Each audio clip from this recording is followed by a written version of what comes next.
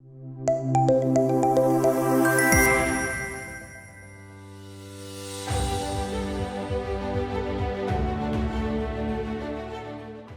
you for joining us at this roundtable session today.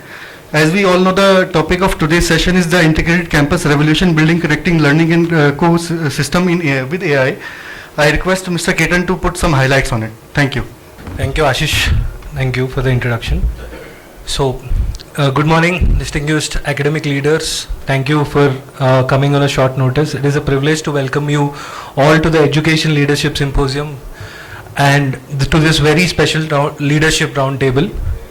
So, I'll just start with a simple statement. If India is to become a Vikasit Bharat in 2047, what must we do to prepare the young Indians who will actually build that? Let me begin with a number. Nearly two-thirds of our Indian population is under the age of 30. And NEP 2020 reminds us that India is said to have the largest population of young people in the world, and that the quality of education we provide them will determine the future of our country. That is not merely a demographic statistic. That is India's greatest opportunity and perhaps our greatest responsibility. Because the students entering our universities today will be the entrepreneurs, the scientists, the researchers, the teachers, and the innovators who shape India 2047. India is making that turn right now. So that is why education sits that is why education sits at the very heart of the Vikasit Bharat vision. NEP 2020 describes education as a fundamental to achieving full human potential, to building an equitable and just society, and to promoting national development. Those are powerful words. Because when we speak of Vikasit Bharat, we are not merely speaking of GDP or infrastructure or technology. We are speaking of human potential. We are speaking of whether our universities can nurture curiosity, creativity, critical thinking, and research and innovation, and whether a young Indian can graduate not merely with a degree but with the confidence and the capability to solve problems that matter. NEP 2020 also set an ambitious goal, taking our gross enrollment ratio in higher education to 50% by 2035. More young Indians entering universities, more aspirations entering our campuses, more families placing their hopes in education. And behind every one of those statistics is a young person asking a very simple question. Will my university prepare me for the world I am going to enter? That world is changing at an extraordinary pace.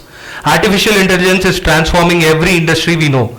Quantum computing is beginning to redraw the boundaries of what is even computable. Space technology has moved from being a government monopoly to an entrepreneurial frontier. And electric mobility is rebuilding one of the world's largest automotive industries almost from scratch. Now every one of those industries is being built somewhere in the world at this very moment. The question for us is whether they get built by Indians, or whether we simply supply the talent for someone else to build them elsewhere. Which brings me to something slightly uncomfortable. For a long time, measure of success in higher education has been placement. A good institution was one whose students got hired. That served India well for the last 2 decades, but it lifted millions of families out of hardship. But an economy that only produces employees will always be limited by how many jobs somebody else creates. India does not need more job seekers. India needs job creators. The India of 2047 will be built by young people who start the company, build the product, file the patent, and employ the neighborhood. And it will be built by a country that makes things. For decades, we are told India's future lay in services. Services have served us extraordinarily well, but the world today rewards those who can design and manufacture. Semiconductors, batteries, rockets, satellites, defense systems, and launch vehicles. India is making that turn right now, and I believe it is one of the most consequential shifts of our lifetime. Let me give you one example of what that turn looks like. In 2018, 2 young engineers left secure careers at ISRO to start a company in Hyderabad. Pawan Kumar from IIT Kharagpur and Nag Bharat from IIT Madras. They began with a team of 10 people. At the time, most people believed that building rockets was something only government did. In November 2022, they launched Vikram Yes, the first privately developed Indian rocket ever to fly. And just last month, on 18th of July, their launch vehicle Vikram 1 placed satellites into orbit from Sriharikota. The first private Indian company to reach orbit, and it did so on its very first attempt. Earlier this year, the company became India's first space tech unicorn. 2 engineers 8 years of journey from a team of 10 to a rocket in the orbit. Now here is a question I would like to leave with you. Both of the founders are products of Indian institutions. Somewhere along the way, someone taught them about space propulsions and avionics. But somewhere along the way, someone also gave them the confidence to believe that two engineers from Hyderabad could build and launch vehicle. The first of those is curriculum. The second is culture. And the second is far harder to build. Yet it lies most entirely within our hands in this room. So perhaps the question before education leadership today is no longer simply what should we teach.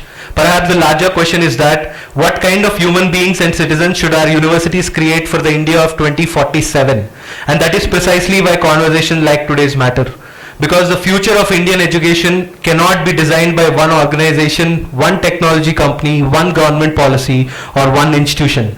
It has to be a collective conversation. That thought led us to create something we are proud to share with you today, our magazine, Education to the Power of X. The idea behind the title is simple. Education is not just one variable. It is a multiplier on technology, on innovation, on entrepreneurship, on research, on human potential. Keep multiplying, compounding, and the impact becomes exponential. We would, and that brings us to today's roundtable. The theme is Intelligent Campus Revolution. But we do not wish to define that future for you. We want to hear it from the people who are actually building it. So what we would ask you of you today is the specific rather than the general. Not what the sector should do, but what you are attempting at your institution, what is working, where you are stuck, and where we could help. And on behalf of ArdorComm Media and CampX, I extend a very warm welcome to all of you. CampX is honored to be associated with this conversation. In the past 6 years, we are building an AI native academic management system, and we have the privilege of working with institutions across India. But today we are here less to speak and more to listen. So with that, I am delighted to invite Mr. Venkat Yellapragada, co-founder and CEO of CampX, to take this conversation forward and moderate today's roundtable. Venkat, over to you. Thank you, and once again, a very warm welcome to each and every one of you. Good morning all. It's a privilege for CampX to host this event, and thank you all for coming to this event today. So we have seen decades of experience here, in fact. So today my job is simple: ask you some uncomfortable questions and just get out of the way. So that's what I'm going to do today. So let me just set the frame with one observations from our end.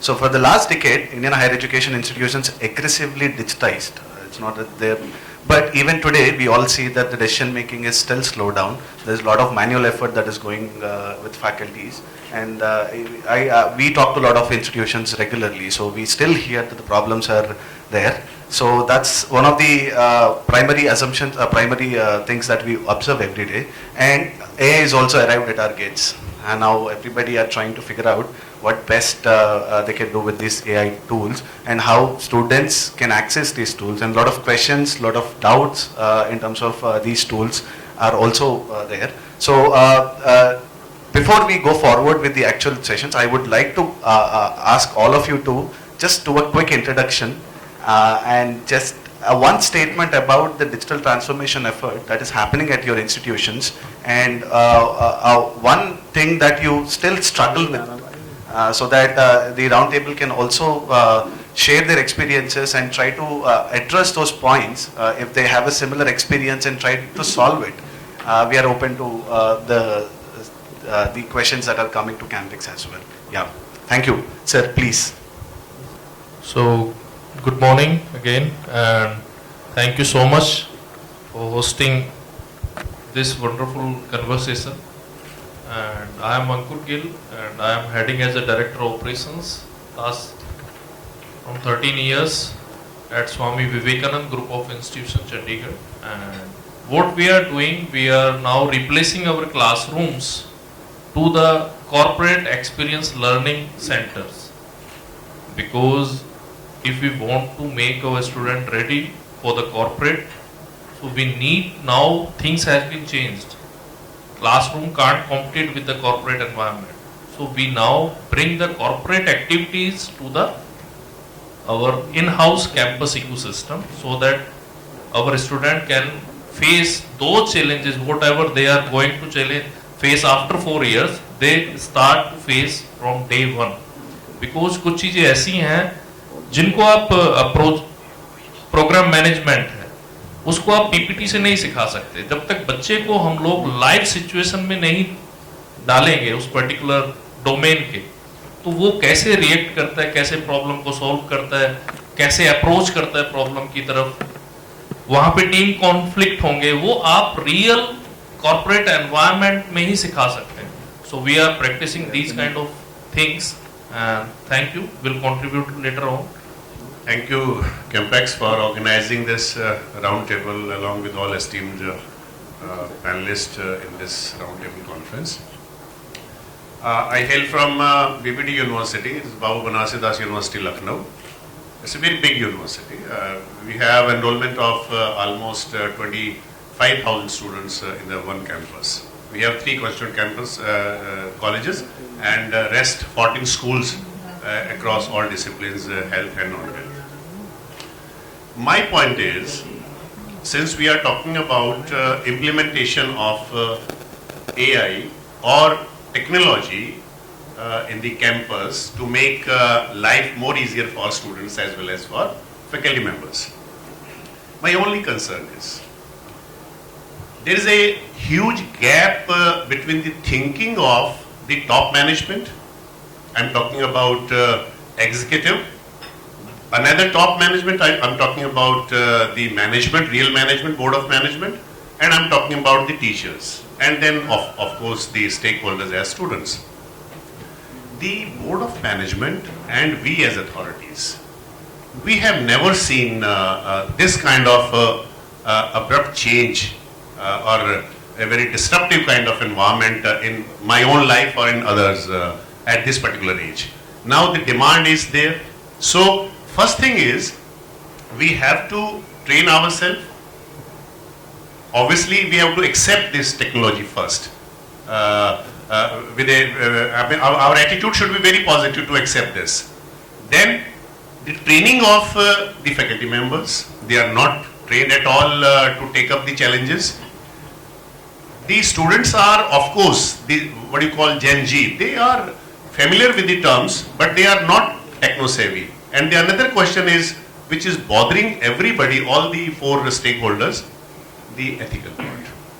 To what extent we can take this AI, to what level, or the volume and the scale. These are the some of debatable questions, but during the whole discussion, I'll share 1 or 2 good case studies where I have or my university has implemented in 1 or 2 areas, which you are showing 5 areas on this beautiful screen. Out of this, yes, 2-3 areas we have already implemented and waiting others to be implemented in my university. I am Dr. Mukesh Parashar. I am from Noida International University, Greater Noida. So thanks for inviting me and giving me opportunity to share my views on the topic. So I am not a technical person in the computer science. So I will share my opinion as a user end. Right, sir? As you said, because of even after the digitization, decision making is slow. So here we have to see that what type of decision are getting slow. Because if you are flying a plane, you need a fraction of second decision making. If you are in factory, working with the factory, there are steps are there. Once they take the decision, then they implement the process and things going in their way. So they are not facing any problem issues with the decision making issues, right? In universities, everything is settled. Syllabus is settled, teachers are settled, timetable is settled. Every decision is taken before the semester starts. Only decision you have to take is some 2 people are fighting, then you have to decide whether we have to keep him inside or we have to throw him out. There also you can't take fast decision. If you are taking fast decision, not giving him the 7 days for the inquiry, right now, then you will be in trouble in the court. Later on I will share one of my experience. It's very good and it's a learning for me also. So main problem in the decision making is that even after the digitization and introduction of the advanced technology in the institution, there is a gap between the learning. Before 90s, you can say, from top to bottom, everybody was acquainted with the paper working. So they were having a systematic approach of the paper working. Suppose one clerk is writing something on the paper, general manager of that company can easily understand and call the information within seconds. If it is getting delayed by 5 minutes, he will be thrown out. That was fast decision was that time. Nowadays, I am having every data in the ERP or in the Excel sheet or in the Google or even now ChatGPT. I no need to think. You just give me the topic, I will speak for 20 minutes through ChatGPT. Even then, decision making is not fast because those who are working on ERP and those who are being reported, they are not on the same platform. The top bosses they are not working on the ERP. Sometimes they face the challenge, not all, I am not talking everybody. Some people are updating them. But some people, those who are stuck with the work, they are not coping up with the latest technology of the ERP. So whatever data I am giving, they are considering it is final. They are quoting. And sometimes situation become ridiculous. My owner saying I am having 10,000 students. My data is reflecting on the Aisha portal is the 6,000. Because the person who is working on the ERP, he is not working properly. But admission team is giving me, sir, I have admitted, and schools are giving me data that we have these many students have reported in my school. But whenever I am asking data to extract from the ERP, many figures I am getting.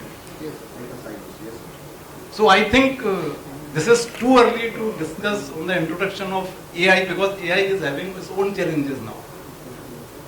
When just 10 years back, one of my dean, he recently joined my previous institute as a director IT, and he in hurry to establish himself, he just proposed, sir, we should start MTech in AI.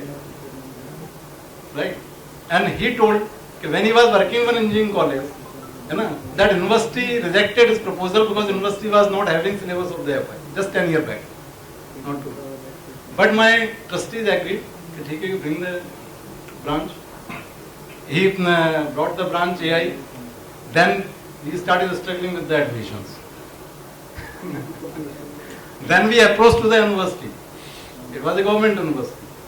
Sir, what to do? You have AICTE has permitted to start the AI and you are not giving the syllabus. After 6 months they declared your all students will get the degree in IT. We don't have syllabus still. And now I am observing that everybody is running behind the AI. There is nothing except the AI. So AI is having many challenges, and I think we need to get the competency on the basic technology. Means if we are working on Excel, then from my top management to the OT data entry operator should be well acquainted as they were earlier acquainted with the register. So we have to work with the higher management, not with the lower management. Okay, they should be technologically savvy if they wanted to introduce the AI or digitization in their organization. My name is Sanjeev Marwa. I have been running a B school for last 18 years now. Painstakingly we developed ERP, redeveloped it and then improvised on it, and the systems are in place that also just mentioned. But then data sets are not able to talk to each other. Merito will never be able to speak to Google Classroom, and we know it for sure, and we run both of them. And same holds true for the placement data. In the name of privacy, we hardly share that data, but we do have that data. These three data need to speak to each other, yes, but they are on multiple platforms, and I don't think we will be able to make it on one platform. However, this is the crying need. You did mention it's too early for AI. I think it's too late for AI because AI has already invaded our life. It is part of our life today. Every now and then we are not going to Google, we are going to AI. And everybody has taken a membership of the AI. I have Gemini, somebody else would have different. But in this age, how do data sets talk? It's a very relevant question which you mentioned in the notes yesterday, and I don't see a solution. I mean, there are vendors, there are partners, we've been working with them for so many years. How will they be able to teach each other, speak to each other? I am still confused. I hope this will help you out. Thank you. Sure, sir. We have a solution for this. I'll talk to you on this. Good morning. My name is Pawan Paras. I am representing 11 IIT, Jaipur. It's a deemed to be university. First of all, I would like to thanks to the CampX and all the organizers to invite me for this occasion. For this instance, I would like to highlight few of the points. We are in a process to set up one center for artificial intelligence in our campus. In that center, LMNIT is planning to set up research park for the artificial intelligence and tie up with all reputed organizations, industries, as well as the foreign universities for that center park. Also, we are in process to implement PeopleSoft as far as concern of digitization of records. This is institute which was set up in the year 2002, but now we are accepting the challenge of making the change in technology in our institute. Really, it's very difficult to meet out the pace of technology changing in the today's world. But still, in my opinion, we have to basically change our mindsets. To accept the technology, we have to train our peoples for the technology, and also if we talk about decision making, something should be feasible in practical aspects so that it can be implemented easily. Not as we will take a decision in a closed room and which is basically impossible to implement. So data analysis and all data gathering plays very important role, which should be accurate in our opinion. Also, as far as concern of universities, we have to meet out the statutory requirements. So compliances of statutory requirement need also to be taken into considerations while implementing these decision makings and all kind of this AIs in this. These are from our side. Thank you very much. Thank you very much. I am Dr. Aftab Alam, Director, Asia Pacific Institute of Management. So we are 30 years back old institute, and we are running at power of excellence in the area of management only. So we are more concerned about the managerial aspects implementing, particularly for ERP resources, solutions, and other. Apart from that, also we are trying our level best to AI enabled and keep trying to reconcile according to the need. And something more, we are just facing some problem, a problem of modeling and restructuring and all kind of transitional stage we are. So we are in the process of doing all of it. Thank you. So good afternoon, everybody. This is Professor Rekha Gupta.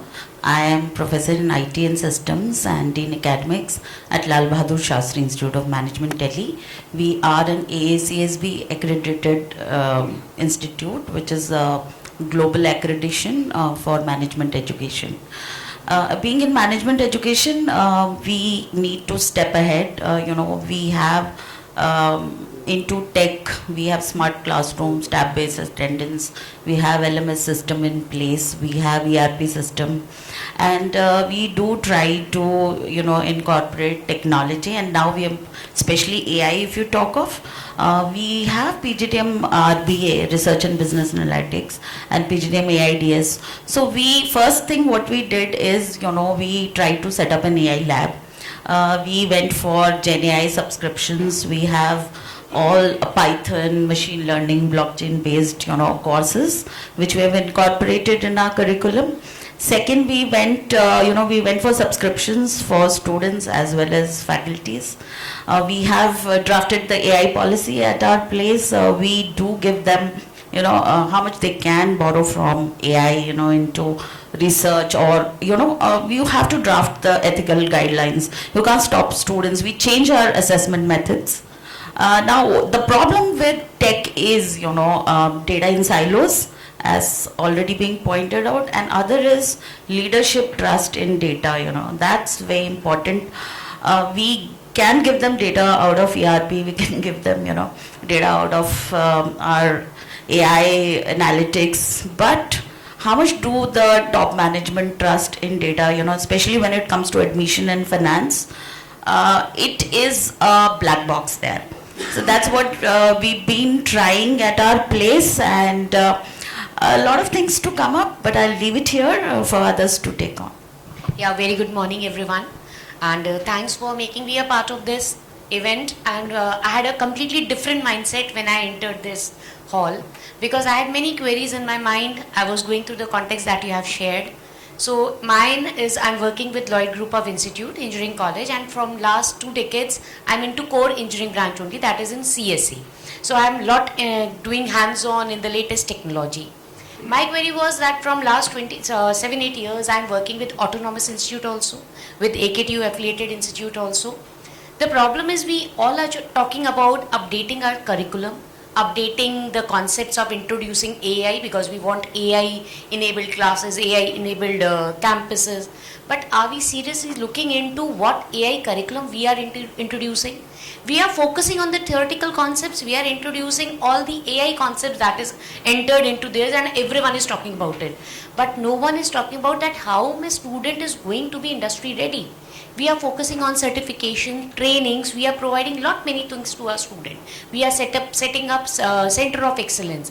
But the difference is, as I completely agree with sir, there is a gap of vision between the management and the teachers, or we are working on the ground level.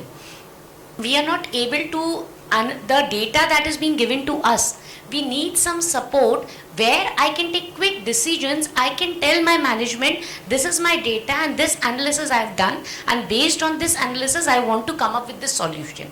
I want them to understand I can't make my student ready for the industry by doing certifications which keep on popping on day to day.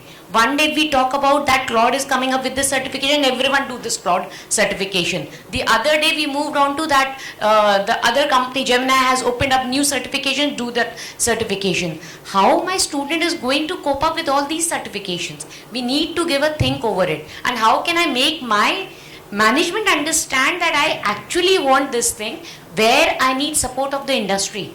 They should give me the live examples, live support of the problems, that I need support on this problem. So provide me some project based on that. My students are working on multiple projects which are AI enabled. Like they'll be developing their quiz on their own, where I'll not be using ChatGPT or nothing at all. They'll be creating their own set where they'll be generating quiz from my data set which I require. But what I require is a platform, energy, I require a source, and which is again a question for me, where I need to build up this gap to give the decision. That is what. Thank you so much. Thank you very much, sir. Hello, good afternoon. I am Dr. J. Anand, Pro Vice Chancellor of Shobit University. We have 2 campuses, one is in Meerut, another is in Saharanpur. AI enabled campus, that is very much necessary these days. I do agree. But there are certain things we need to think about. We all are the educational leaders, and we are at the juncture of we are transforming the conventional institution in the AI-enabled campus. And those who are handling the management or the administration, like we all are, who have worked manually and working for AI-based campus. So here we know the skills from the manual work are totally different. And if we are making our campuses AI enabled totally, are we giving the humanization part to the campus or not? Are we giving the human values to the students or not? That part is missing, I think. I'm giving you just the example. We were doing at our time the research for doing the review of literature. We were spending months of time for getting some of the good manuscript of our area. Today, you take JNI, give the 5 years of span, 5 impact factor, more than 5 impact factor journal, it will give you instantly what journals been published worldwide as per your query. The human needs the incubation to understand. Here, at our time, we were graduating our knowledge progressing our knowledge slowly. Here, instantly you got all the information, hundreds of the journals at a time. You will not do the justice with the result you have received by the AI. So we need to, we all agree that that should be there. The campus should be enabled with the AI infrastructure and the tools. But at the same time, are we missing the values of the human? Thank you. I am Dr. Arun Garg, Vice Chancellor of MPN University, Palwal. It is situated on the Delhi-Mathura road. AI-enabled campus is new because ours is a, you can say, a rural university, and as a pharmacologist or as a healthcare professional, I see a lot of AI tools which enable us in teaching and learning. And other things like finance, admissions, yes, admission too they can improve, but the data security, cyber threats are also the part of this AI learning tools. Recently we see the CBSE, this mark sheets and all those things are available, and even as school children has got all those data. So that is a threat to AI enabled campus. But definitely this learning process, and as the sir has told that in research it is doing lot of failures, because we take whatever is been given by the AI, but we do not apply the minds. Just like the sir has told that I used to work in National Medical Library for research, and it took me maybe 8 hours to find out that particular journal and then the particular topic. It is not that we are getting it right now as a, but the researcher is not looking at that particular topic with that particular thinking and mind. So applying the mind and using the AI tools is going to be very effective in the university setup. Thank you. Thank you, sir. And thanks to the organizers, CampX, for this wonderful platform, because otherwise it's very difficult to exchange ideas. So thanks for this platform. I'm Dr. Ruchika Gupta. I'm director at Mangalma Institute of Management and Technology. It is a group of institutions which are offering courses with the universities like AKTU and CCS. So as far as the digitization is concerned, we have almost digitized every single process. But still, the biggest challenge is the integration. And I totally agree with what Mava sir or Rekha ma'am has mentioned. The data that we are getting is not very trustworthy. And secondly, the data which we are getting is not very, you can say, instant on the basis of which we can take decisions. Still requires human intervention. And human intervention means the time and efforts. So I believe that AI-enabled campuses would somehow provide us some solutions so that we, the teachers, can do what we are passionate about, the teaching, research, and of course the mentoring of students. So that is how I look at the intelligent campuses. Thank you. Thank you. Good morning, all of you. I'm Nagaraj, Vice Chancellor of Kite University, Ghaziabad. I would like to just focus on the digitization part and whether you need automation or not. All of us are aware that we have been doing this for almost ages now, almost 20-25 years. All of us have been working with one ERP or the other, and we have gone through the evolution cycles of these ERPs. All of us have gone through, and each time there is a technological change, the ERP adapts to the technological change, and you try to put in a newer thing, so that you build an efficient and effective system. And now AI has come. Obviously we want to use AI into the building of ERP, and that is what all of us are doing also, as far as I am concerned. The solution is what, either you take a ready-made thing from a company and try and adapt it to your requirement, or you build it yourself. I've gone through both the cycles in my experience as Vice Chancellor, almost like about 15, 18 years now. Either I have taken from a third party or I have built it myself, either way. And now in the current position, I am building it myself.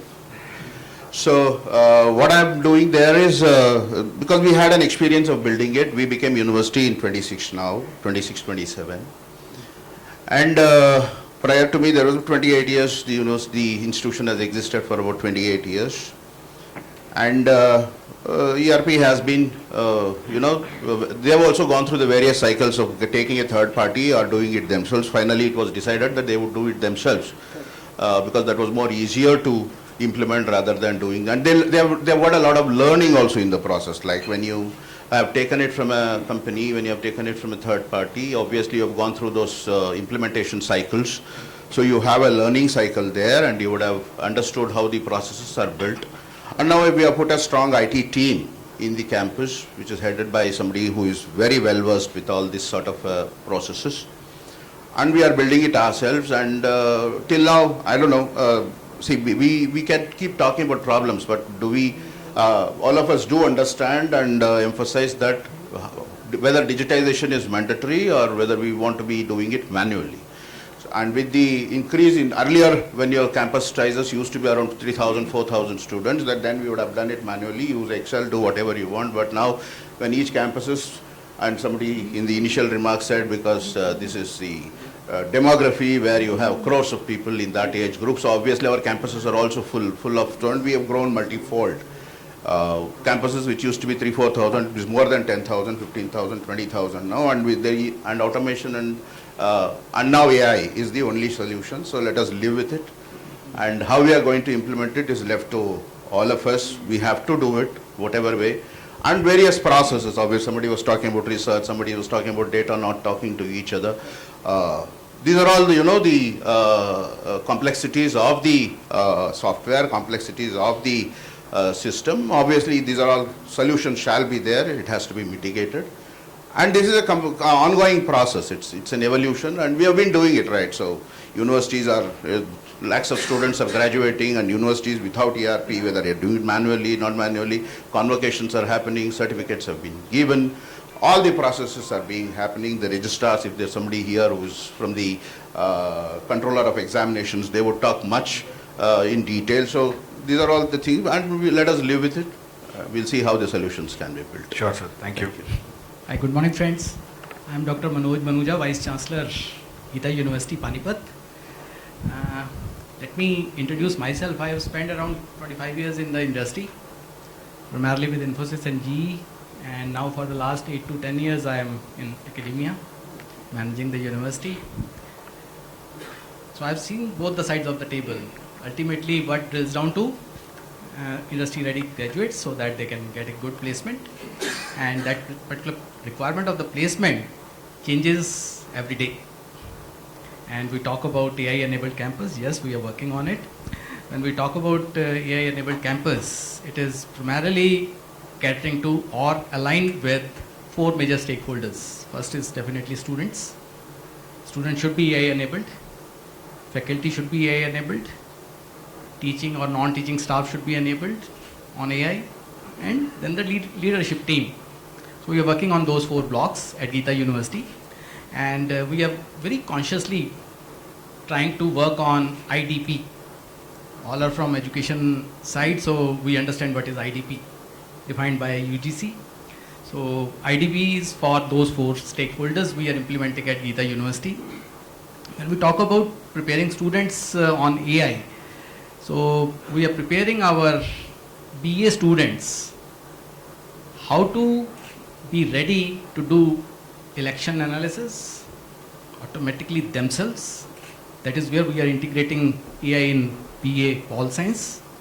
We want to be a psychologist who is taking care of wellness of the society.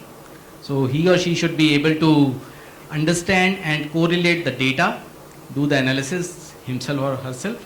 That is what we are working on our BA psychology students. Similarly, agriculture, they are we are enabling those students on AI so that they can handle the precision agriculture themselves. Because these jobs at this moment of time, you go to the industry, these jobs are primarily done by IT people, right? And if the person is from agriculture domain or from pharma domain altogether, they are totally dependent on IT people at this moment of time. But those jobs are transitioning into AI aligned. So that is where we as educationists must ensure that whomsoever is graduating out from our institutions are AI enabled, irrespective of their domain area. That is what we are working on in Gita University on our students.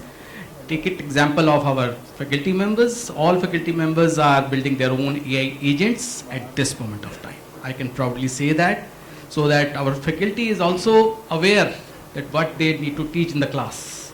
So this is what we are doing. Our faculty is enabled on AI, and then non-teaching staff, definitely yes, all the administration work using word of chat GPTs and Gemini and Cloud and etc.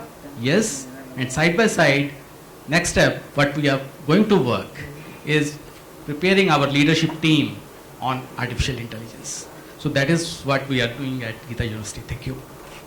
Very warm good afternoon to everyone.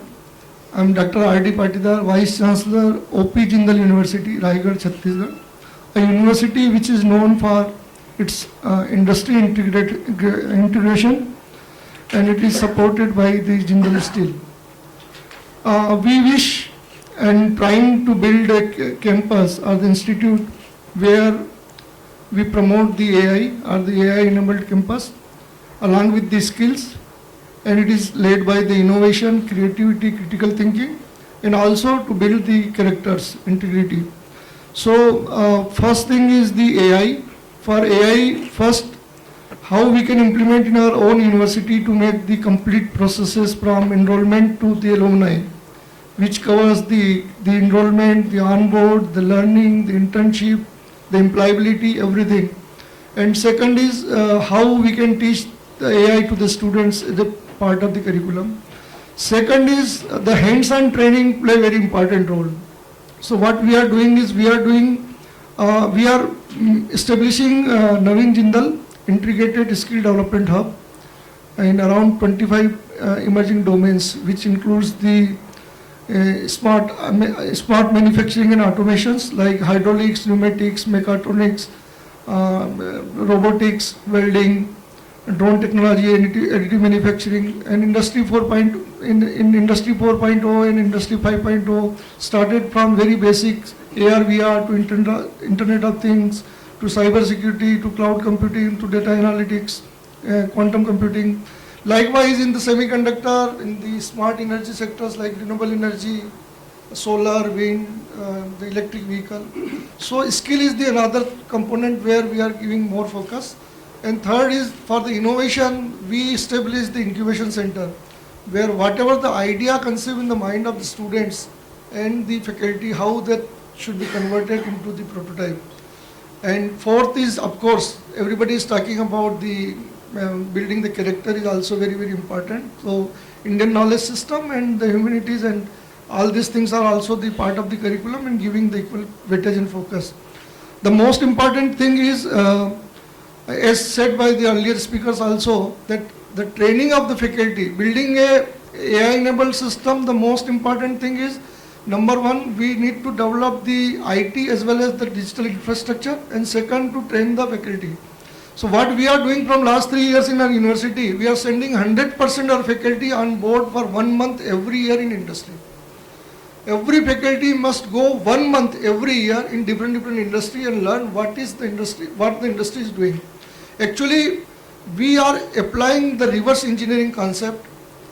We are going and asking to the industry what kind of curriculum you want, what kind of engineers you expect from us. They said, we expect engineer who must operate the robot, who can maintain the robot, who can do the design of the robots. And according to them, we are involving in the curriculum, involving them deeply, not only to deliver the lectures for the students, but for the designing the curriculum. So this is the one aspect. And second is, because university is located in a very rural area where it is surrounded by more than 100 small, medium and large scale industries, especially the core industries, the steel industries, power industries, mines, cements and many other core industries.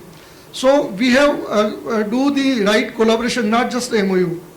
And we have identified 100 industry experts on our role, on our advisory board, and they are spending one full day every month in the campus of the university.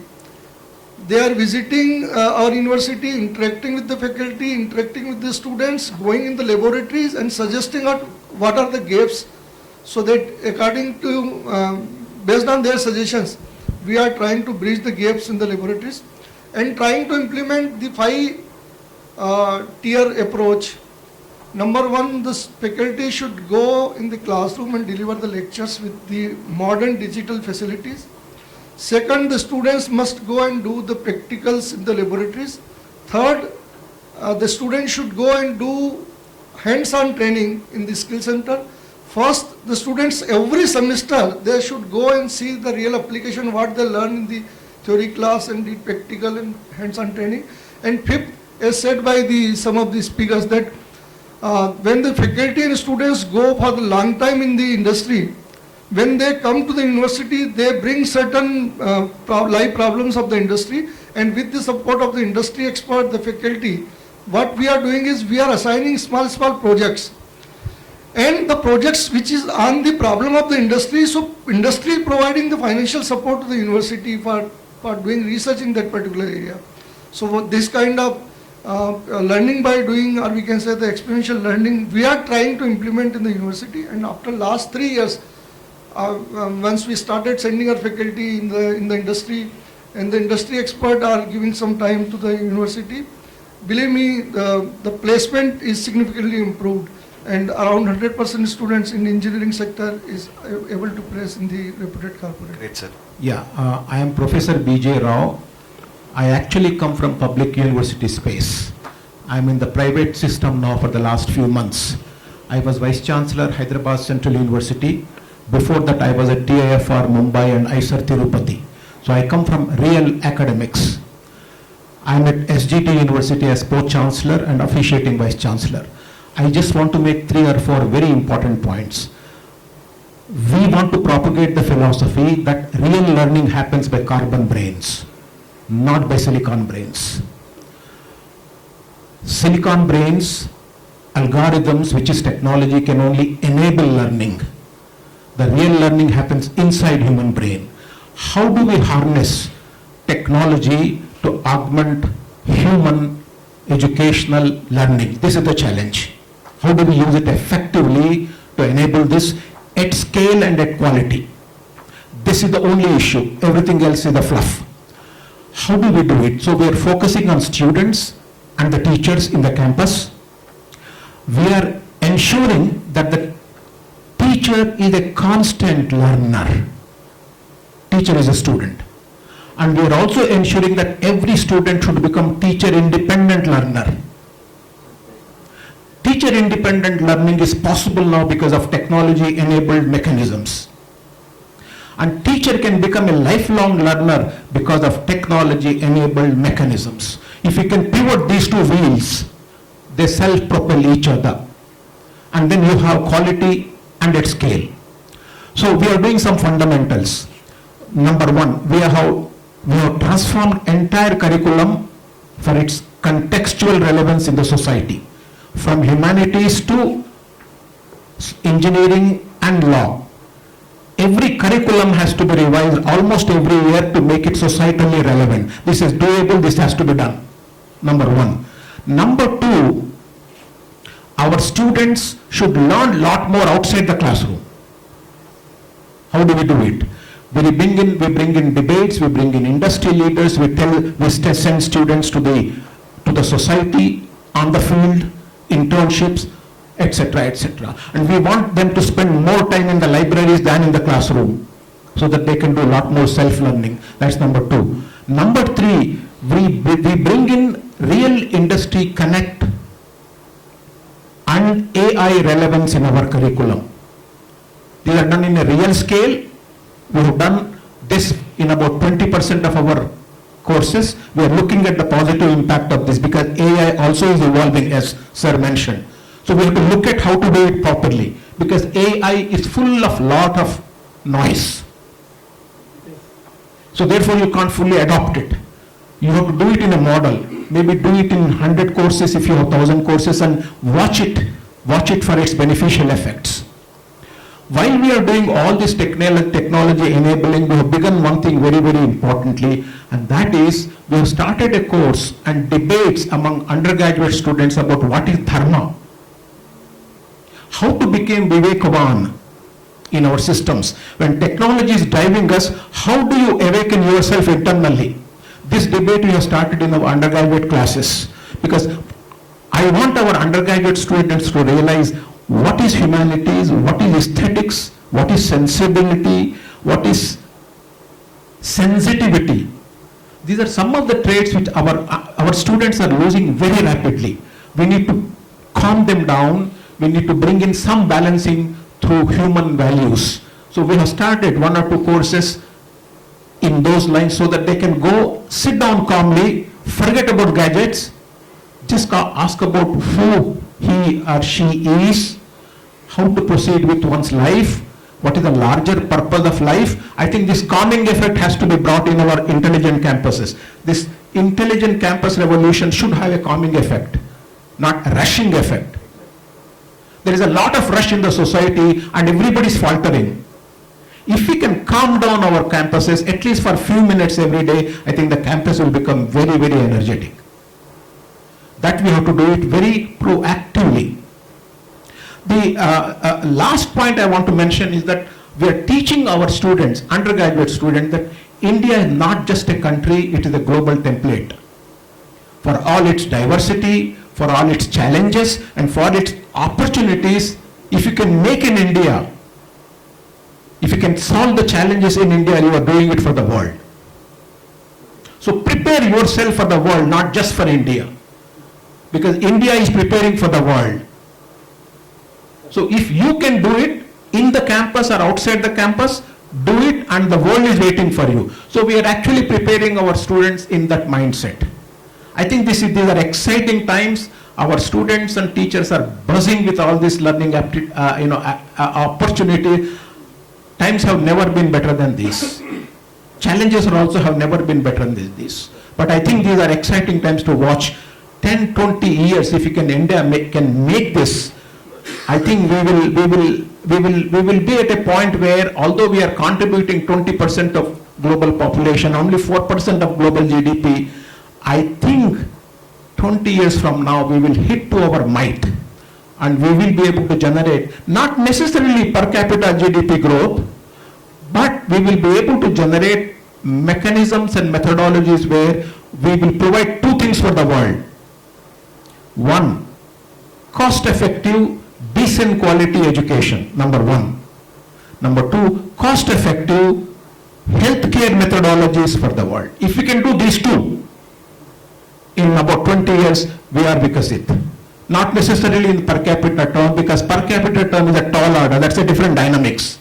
If we can do these 2, I think our students are gearing up for these 2. These are doable. Thank you. Thank you, sir. It's a very tedious job because so many champions spoke before me. Right, I'll try to be quick in 2 minutes as time has been given. So I'm Dr. Ripodaman God. I'm coming from Lloyd Group of Institution. I'm Dean with Lloyd Business School. At Lloyd we have around 14,000 students across disciplines in law, engineering, management, pharmacy, and other disciplines too. Well, coming to the topic, it's been into air talking about AI-enabled universities. I see a lot of flashy hoarding, 100% AI-enabled campuses, and that gave me a deep thought, right? Does India need 100% AI-enabled campuses? और जब हम बात करते हैं विकसित भारत की, तो विकसित भारत क्या 100% AI-enabled campuses से हो जाएगा? भारत को क्या सिर्फ AI यूनिवर्सिटीज की जरूरत है या भारत को कुछ और जरूरत है? I'll come to that point also. So talking about Lloyd Business School, we realize, I'm very glad to share that we are among those leading institutions who incorporated AI and analytics. We are incorporating it with the help of leading giants like IBM, Salable, right? We have a dedicated center for AI and analytics, and proud to share that we are not only imparting AI and analytics to the students and faculty, but to other universities and industries too. And we have reached to the level where not only thinking how to use AI, we have reached to the paradox, we are bound to think how not to use AI. Somebody was talking about AI, I realize there are other side too. So the question is not whether AI is good or bad, whether technology is good or bad. The question is how can we use AI without not letting AI use us? What's happening now? In the time of AI, we say artificial intelligence, right? We have lost our natural stupidity. Isn't it an alarming sign? What about actual intelligence? And now when I say we are creating a culture where we are teaching how not to use AI, it's alarming. I mean, you all would have experienced a student who can't speak one sentence writing a long flashy email. We don't have time to read that longer. LinkedIn पर एक comment आता है और वो एक comment कम लगता है, paragraph ज्यादा लगता है. क्या ये सुनना पढ़ना अच्छा लगता है? यो स्टूडेंट, क्या उसकी सोचने की शक्ति नष्ट नहीं हो रही है? क्या ये हमारी जिम्मेदारी नहीं है कि सिर्फ हम इस भेड़ चाल में कि एआई का इस्तेमाल करो, एआई का इस्तेमाल करो, हम ये भी बताएं कि एआई का इस्तेमाल कितना न करो? I'm proud I'm using it. I don't give denial to AI. AI is solving world's biggest problems in medical, in healthcare, in technology. But दूसरे aspects को भी तो देखना होगा. वो देखना होगा कि आपकी जो bigger harm है, क्योंकि technology ना मतलब मुझे लग रहा है ये अपने आप accept होगा. कहीं जल्दी होगा, कहीं late होगा, but accept होगा. Culture और attitude को accept करने में time लगता है. We institutions, universities should talk about that because the problem is not discussed in technology. Problem is attitude. Sir हर बच्चा technology को हमसे तेज सीख लेता है, हमसे ज़्यादा जानता है, but क्या attitude वो है? उस पर बात करने की ज़रूरत है. I think there has to be a blend. India needs, of course, AI-enabled universities and campuses, but deep rooted into the Gurukul Indian knowledge system. I'm proud we are running both the wings. हम वो institutions हैं जो management को I dare to step out. We are not teaching management only from Peter Drucker. We are teaching it from Bhagavad Gita, Chanakya. तो हम Indian knowledge system को और AI को दोनों को साथ में लेकर के चल रहे. This is we doing at Light Business School. Thank you. Thank you, sir. Super. Thank you all. Thank you for this. It went a little extended, but I think all of you put towards a great points. In fact, it covered all the themes that we were able to discuss in the next sessions also. So, great, sir. Thank you all for contributing on this. So, let me get into the theme of the 5 themes that we want to discuss, and I'll put one question in each theme. Feel free to answer. I'll point out few people who are ready to take these questions. Please feel free to take them up. So, Can you fix the rules? Yeah, that's great, sir. So let me just set up the themes that we were able to discuss. This will be for half an hour. After that, I'll go with the presentation also, what we wanted to showcase to you today. So the first theme is the hidden cost of manual operations. So because all of us talked about the data is not been, even though we use multiple systems, we are not able to trust the data which is coming to us. At the end, admissions gives us one data, examinations gives us the other data, what to believe, what to trust, all of these things. And this is also drawing us to a problem of data silos. So because we understand that there are a lot of data silos now, and that would be our second theme. The next theme is adoption, not acquisition. Big institutions are buying softwares, trying to build on their own. A lot of things are happening. But what about the adoption? How do you look at the adoption of these tools? That would be our third theme. And we all agree that AI is there. And I'm very happy to understand that everybody here are trying to resonate with the AI and also trying to embrace the tools. I accept there are certain challenges, certain questions that sir has just mentioned that do students actually need to use AI for everything, or what are we losing our stupidity? Because being stupid and being hunger is also a right point where innovation also comes. So, but again, at the same time, we also understand that the AI is important right now. But AI is as good as the data we have. If you put garbage in, it gives you garbage out. So that is one, that brings down to our fourth theme. AI needs data. How do we gather these data? How do we ensure that the data is streamlined in one place? And what would be the institutions, because there are many leaders here, what would be the vision for the next 2 to 3 years for AI and for campuses and for technology solutions? Is what are you expecting at least the technology companies like us should be doing towards helping these institutions? That is how we would end this questionnaires. Okay, I hope all of you got an idea about these things. So let me open the first theme now, the hidden cost of manual operations. Sir, again, I'll try to make this as engaging as possible. Please don't mind me in terms of some of the questions if they're not. First thing that we understood, because working with 100 plus institutions now, what we understood is manual process persists today. Is it because of the technology, or is it because of the power is distributed between people now, and people lose the relevance if things are automated? If you got my point, in fact. So when we automate operations, whose authority are we really dismantling?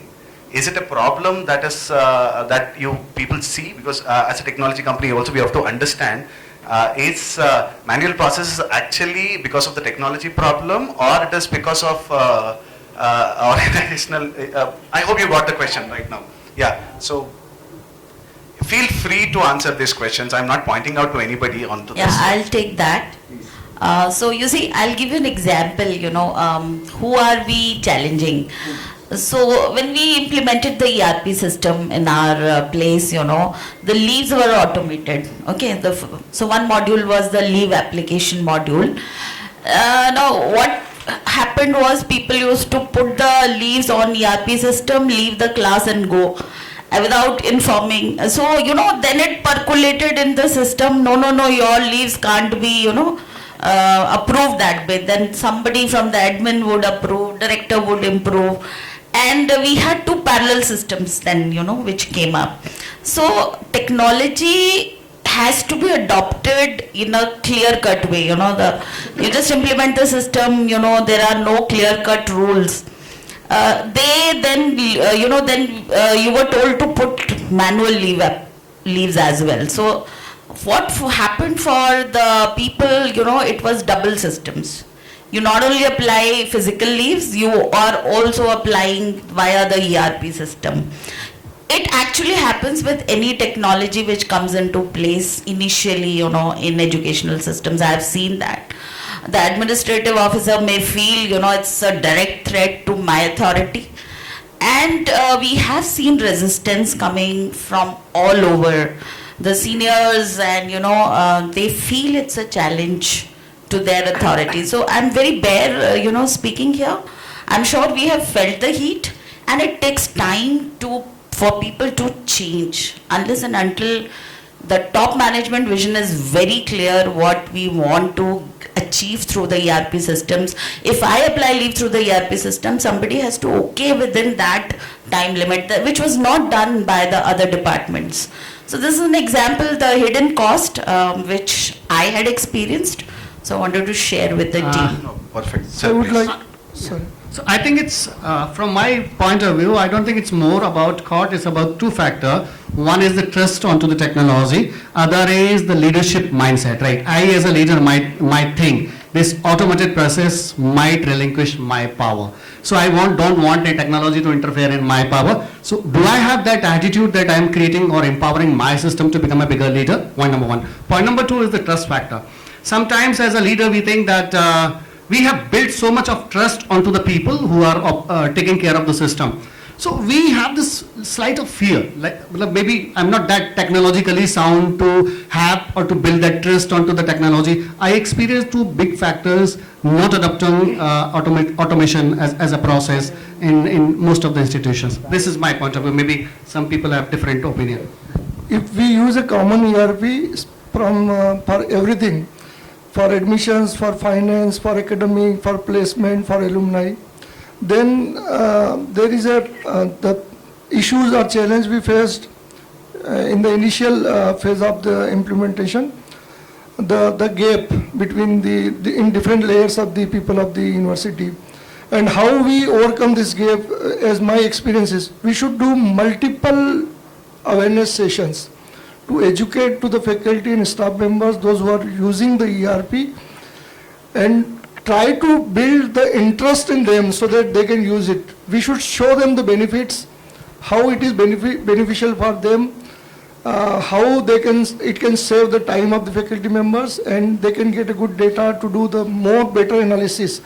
Once you educate to the faculty and staff regularly, then only it is possible to implement the ERP for each and every section smoothly and effectively. I think the issue is the regular phases that we generally face is that on regular basis we keep on switching from one ERP to another ERP. The faculty thinks this is overloaded. We feel like manually also we are maintaining the data as well as automated data we need to maintain, because at any time management asks us provide this data. We are not relying on one ERP. Secondly, we don't have the complete solution. For attainment, I need to move on to some other ERP. For attendance, I have to move on to some other ERP. So it is you can say we are overburdened with all this sort of load. So we need even one complete solution for that. Great, sir.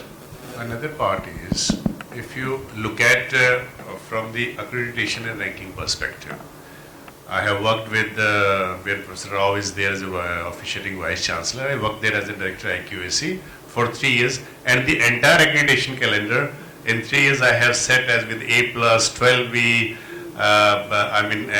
agriculture ICR, QSI Gauge Platinum.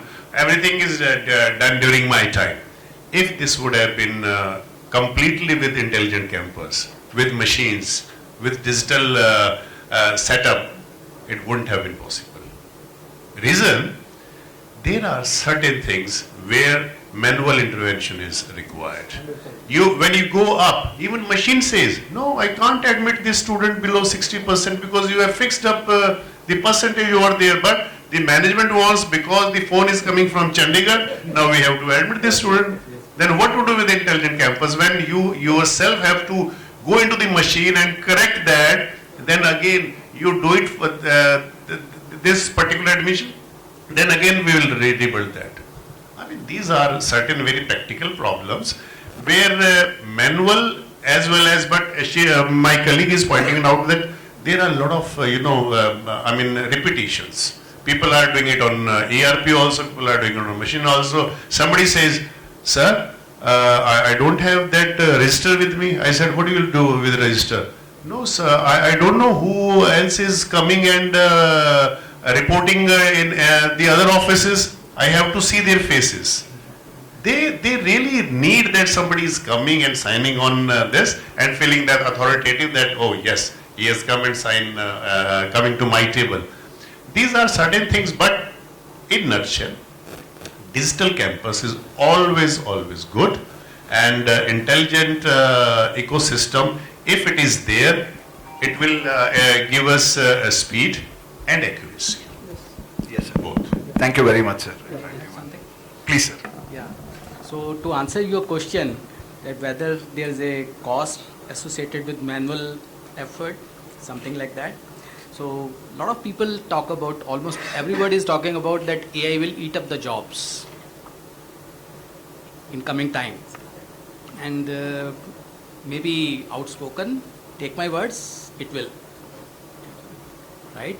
But if we transition into our competencies as far as AI is concerned, we can survive, because general statement is AI will not eat up your jobs. People who know AI will eat up your jobs. Right? So this is a general statement. Now, how many institutions sitting over here are doing appraisals with AI? Almost no. But wait for a while. People like Venkat are working on it. Wait for a while. Right? So this will be automated. This will be AI driven. Time to come. Then it will be decentralized. Right? So at this moment of time, we people with grey hairs are people dependent. Right? Wait for a while. Technology. So answer to your question, technology is working on it. Maybe couple of years, it will put a solution in place. Thank you, sir. Please, can you pass on the mic, sir? Sir wants to add what sir is mentioning. my congratulations to sir that he's doing. Not in my current organization, in my previous organization, I worked with Amity University. So one thing I want to mention, I mean, working with universities and affiliated colleges, there is a huge gap. Maybe in terms of the budgets that we are spending on technology, it's not about technology, it's about actually the finance side of it. Because it is ultimately how much is to be incurred. That's how we decide which ERP to buy. I may sound very harsh, but that is the reality. The decision makers are actually not the actual users. Yes, So absolutely. there is a gap. So what sir is mentioning, and secondly, I would just want to brought, there is a difference between you are developing your ERP on your own or you are buying. Like sir mentioned, developing the ERP on their own, that has its own advantages. So what I want to bring to the table is that, like sir mentioned, that automatically the performance appraisals through ERPs. So that gives a benefit, right? And would like to add what Rekha ma'am also mentioned, the kind of challenge they faced, manual and automatic they have to maintain. So I just want to sum up that whatever challenges the technology is providing, again the solution is also provided by the technology. Like for example, we also faced the same challenge at Amity, that we were having flexi timings and then we were having a rigid timetable. So how can we as heads can ensure that our faculty member is reaching the class within time? So when they were punching the biometric, it was automatically related with the time schedule. So if the class starts at 9 and even if you are punching at 9, you'll not be able to mark the attendance. So that's how the technology has provided solutions to multiple things. Thank you so much. Absolutely. Thank you, madam. Thank you very much. Sir. Just want to make two observations. Please. There are two pointed difficulties when we adopt technology. One, human beings do not spend enough time carefully learning about the technology. They want to quickly learn. Therefore, they don't fully understand. When we send emails, people don't read emails. They don't read instructions carefully. Therefore, adoption of technology is not accurate. There is something in the mind that says, no, let me quickly learn. You know, although human mind actually can do space launching with precision engineering, but when it comes to educational institution, we do not want to learn accurately. That's number one. Number two, for some weird reasons, ERPs and LMSs are not nimble. They are rigidified. If you make little tinkering, something else will change somewhere else. I do not know why, when we have such nimble technology opportunities, why they don't evolve ERPs and LMSs which are much more adaptable and nimble. Make it user friendly. No, they don't do it. So both sides there are problems, because of which we are actually trapped in silos. Absolutely, sir. Thank you very much for that. In fact, sir, please. But actually, last on this session, we'll move to the next theme after this. Please. I would like to add few other things. Actually, in the year 2009-2010, we implemented one of the SAP system in one of the university, and it was customized at that time.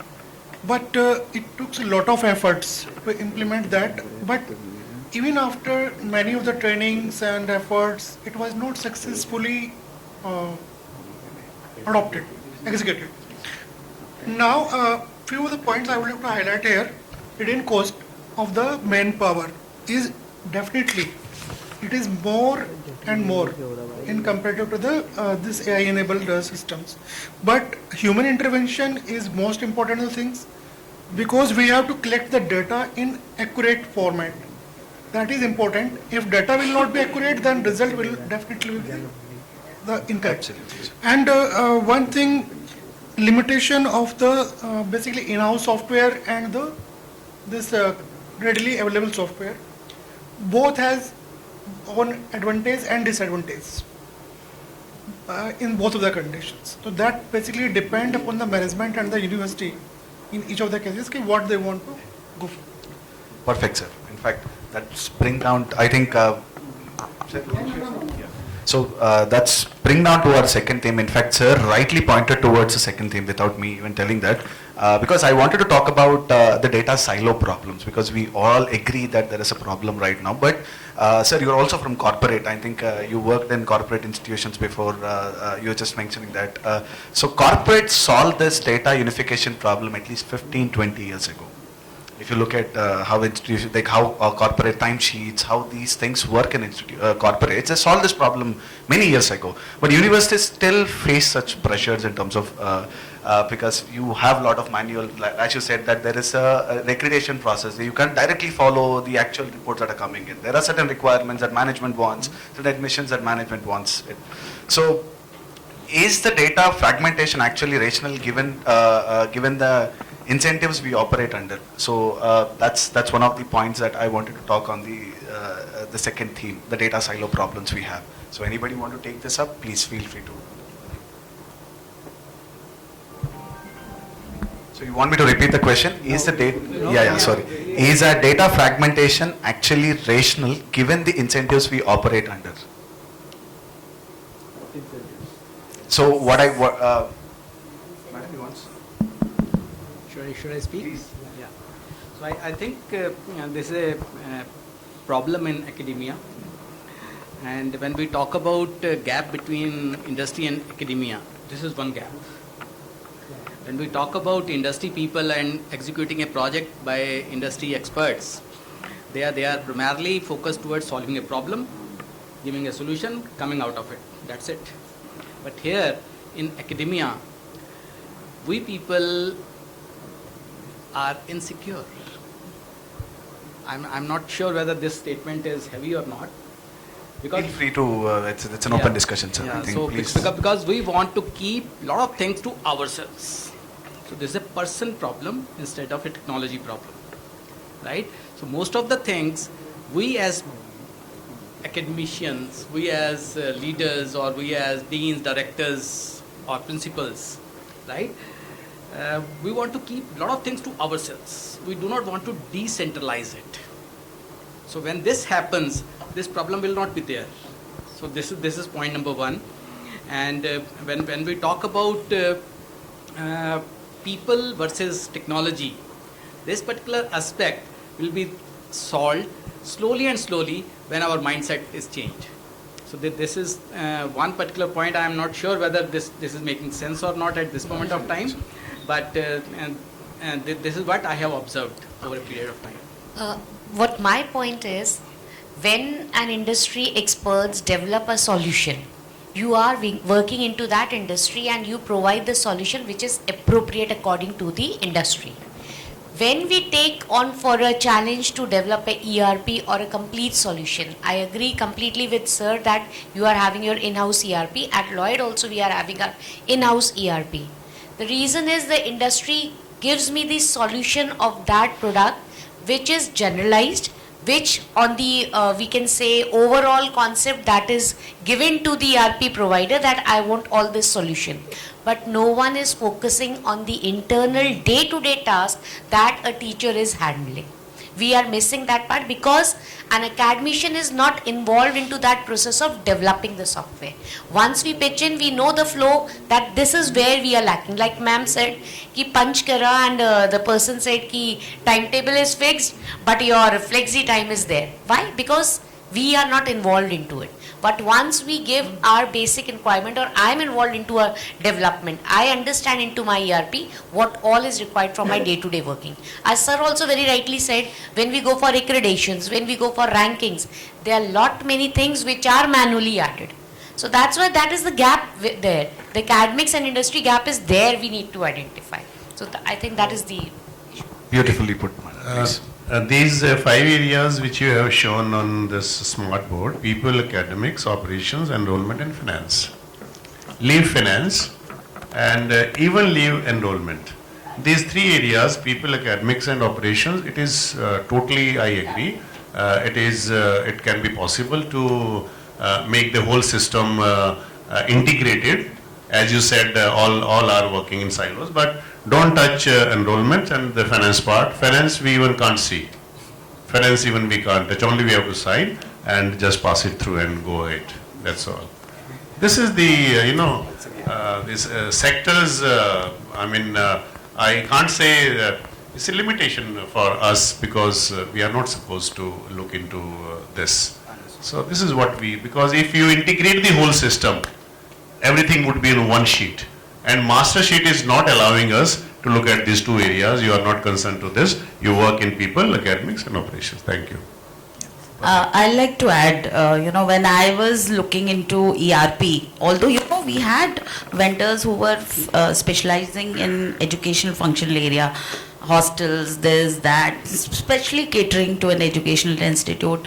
Still, my management gave us a lot of constraints. Let me share with you. One is the budgetary constraint. Second is the trust issue. They never trusted finance module to be on ERP, still resisting. And also the admission numbers. Admission forms are also a big revenue to all educational institutions and this. So they would never want to, and also not only the revenue, the information of the candidates. They would never want that to be on a public domain. So once admission is not there, then you have silos of enrollment, silos of exams, which do not interconnect, and like placements is having a separate ERP, and all your accreditations also, if you don't comply on one, we really have formats, platforms which do not talk to each other. I think budget is also one of the constraints. Teams are allocated budget, and you need to work within that. If the management doesn't want a centralized ERP. So we have several ERPs in our institution as well. That also is working fine within budgets. Perfectly, ma'am. Silos are not just a technology problem, it's also an organizational issue, is what I at least understood from that point. Anybody? Please, sir. Even in the academics, if you see the accreditation part, there are the marks for taking care of the slow learners and all, how you are taking care of them. Here we are putting that 4.5 credits would be not promoted for that. So again, the clear-cut tool will not work there in the academics. So somewhere, the academics, the delivery, the understanding of the students and the accreditation should be some in the mapped way, in the same line.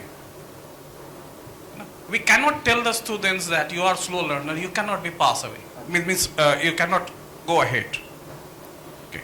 So tool should be like, even if you see right from the admission to the convocation, number of places where you, as in our finances, admissions, sometimes we give some scholarships to the students. We cannot make at this point of time. What scenario we have in our country, we take care of different aspects of the background of the students to give the scholarships and all.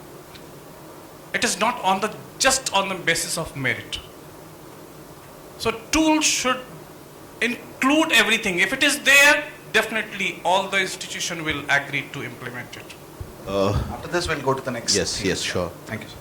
I just want to put a few things fundamentally. One is, while I design an ERP or automate the campus functions, do I want to build an ideal system or a practical system? So that is the fundamental thing that all of us need to take a call on regarding ideal and practical, whether you want full automation or partial automation. That is the second aspect that we need to discuss on. Based on that, the efficiency of the system is going to be decided, or life becomes easier. Third is, educating the stakeholders. We have been seeing practical problems like, whether I want to leave the discretion of approving something. So educate the stakeholders and tell them life becomes easier. Life becomes easier without approving somebody's leave. So, and create a hierarchy or create a system there. If these attributes are given to the ERP, the person who is designing ERP, the team would design the way you want it to be designed, whether there are certain functions which are impregnable, which need not be built into the regular ERP, or whether you want to have a completely automatic. Again, the educating the management also becomes very, very important. So it all is what we give to the machine, right? We tell the machine what we want, and machine does it for us, and we people try to teach the machine what it needs to do it for us. So it is nothing that is not possible. We have all lived through this. We have built various systems for various stakeholders the way they want it to be built, and finally somebody sitting at the end on the other side wants whether easy life or wants to be, scrolling through the books, through the Excel sheets, through all the manual data. I was listening to someone who spoke about accreditation. Yes, accreditation has a last mile human intervention, but the entire process of data collection for accreditation, if you have automated it, that makes the life of the rest of the team easier. So that is what is my take on all the whole. And obviously there is a cost component. Cost component again depends on what level of automation one wants to build. So that is my understanding. Beautifully put, sir. In fact, the two main points that I would take away from this is faculty or the stakeholders are not involved in designing the systems, because if it is something built outside, it is not that easy for people to understand this.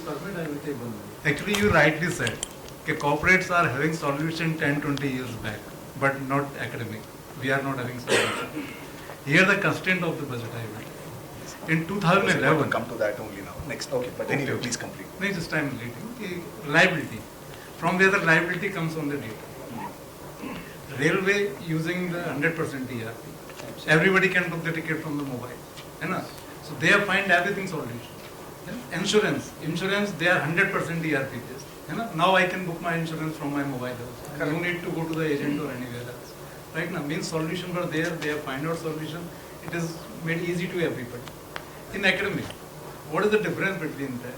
Okay, in 2011, we invited the tenders from the 2-3 ERP builders, right? One tender was 7 lakh and the last tender was the 32 lakhs. 32 lakhs tender, even 1 crore. So they were having all kind of solutions. Then whatever we are discussing, TCS ION was having that time every solution with them. But that time in that institution, we chose the local ERP. Because budget is a big problem. Still today we are after 20 years. When the TSIN goes somewhere else on a different platform, still they are struggling with the data security, data definition or everything there. That's my point. Thank you. Beautiful, sir. Yeah, I just want to summarize again. One is designing, keeping the stakeholders in mind, keeping their particular workflows in mind, designing for them is one thing. And second, generally if you look at the software world in the last 10 years, the cost of using tools is reduced drastically. It is not increased. But it is going the opposite way with institutions, because they are using multiple systems, figuring out integration between the systems, and the person, and also I got right points, the person who actually take a decision to buy a software is not the user there. So that is also a challenge that we observed in terms of, I think these are the three good takeaways that we can from this particular topic. And this takes us to the next topic, which is adoption, not acquisition. In terms of, so in fact, all the points that we wanted to discuss in this topics are already covered in our previous session. So quickly, one thing that I wanted to talk here is it faculty resistance? Again, that's you already answered that, madam, in terms of the products are not designed keeping this faculty in mind. That's why we face resistance. So do we actually feel there is a resistance from the faculty even today?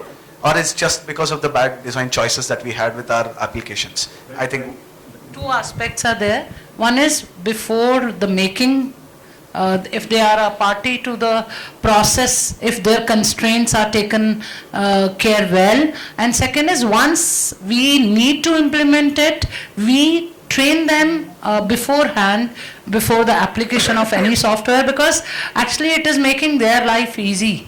And if we are able to sensitize this thing without creating a pressure that you have to do it, rather than let's do it.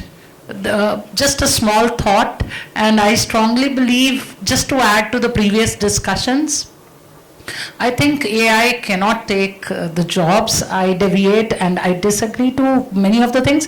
AI is managed by a human mind only, created by human beings only.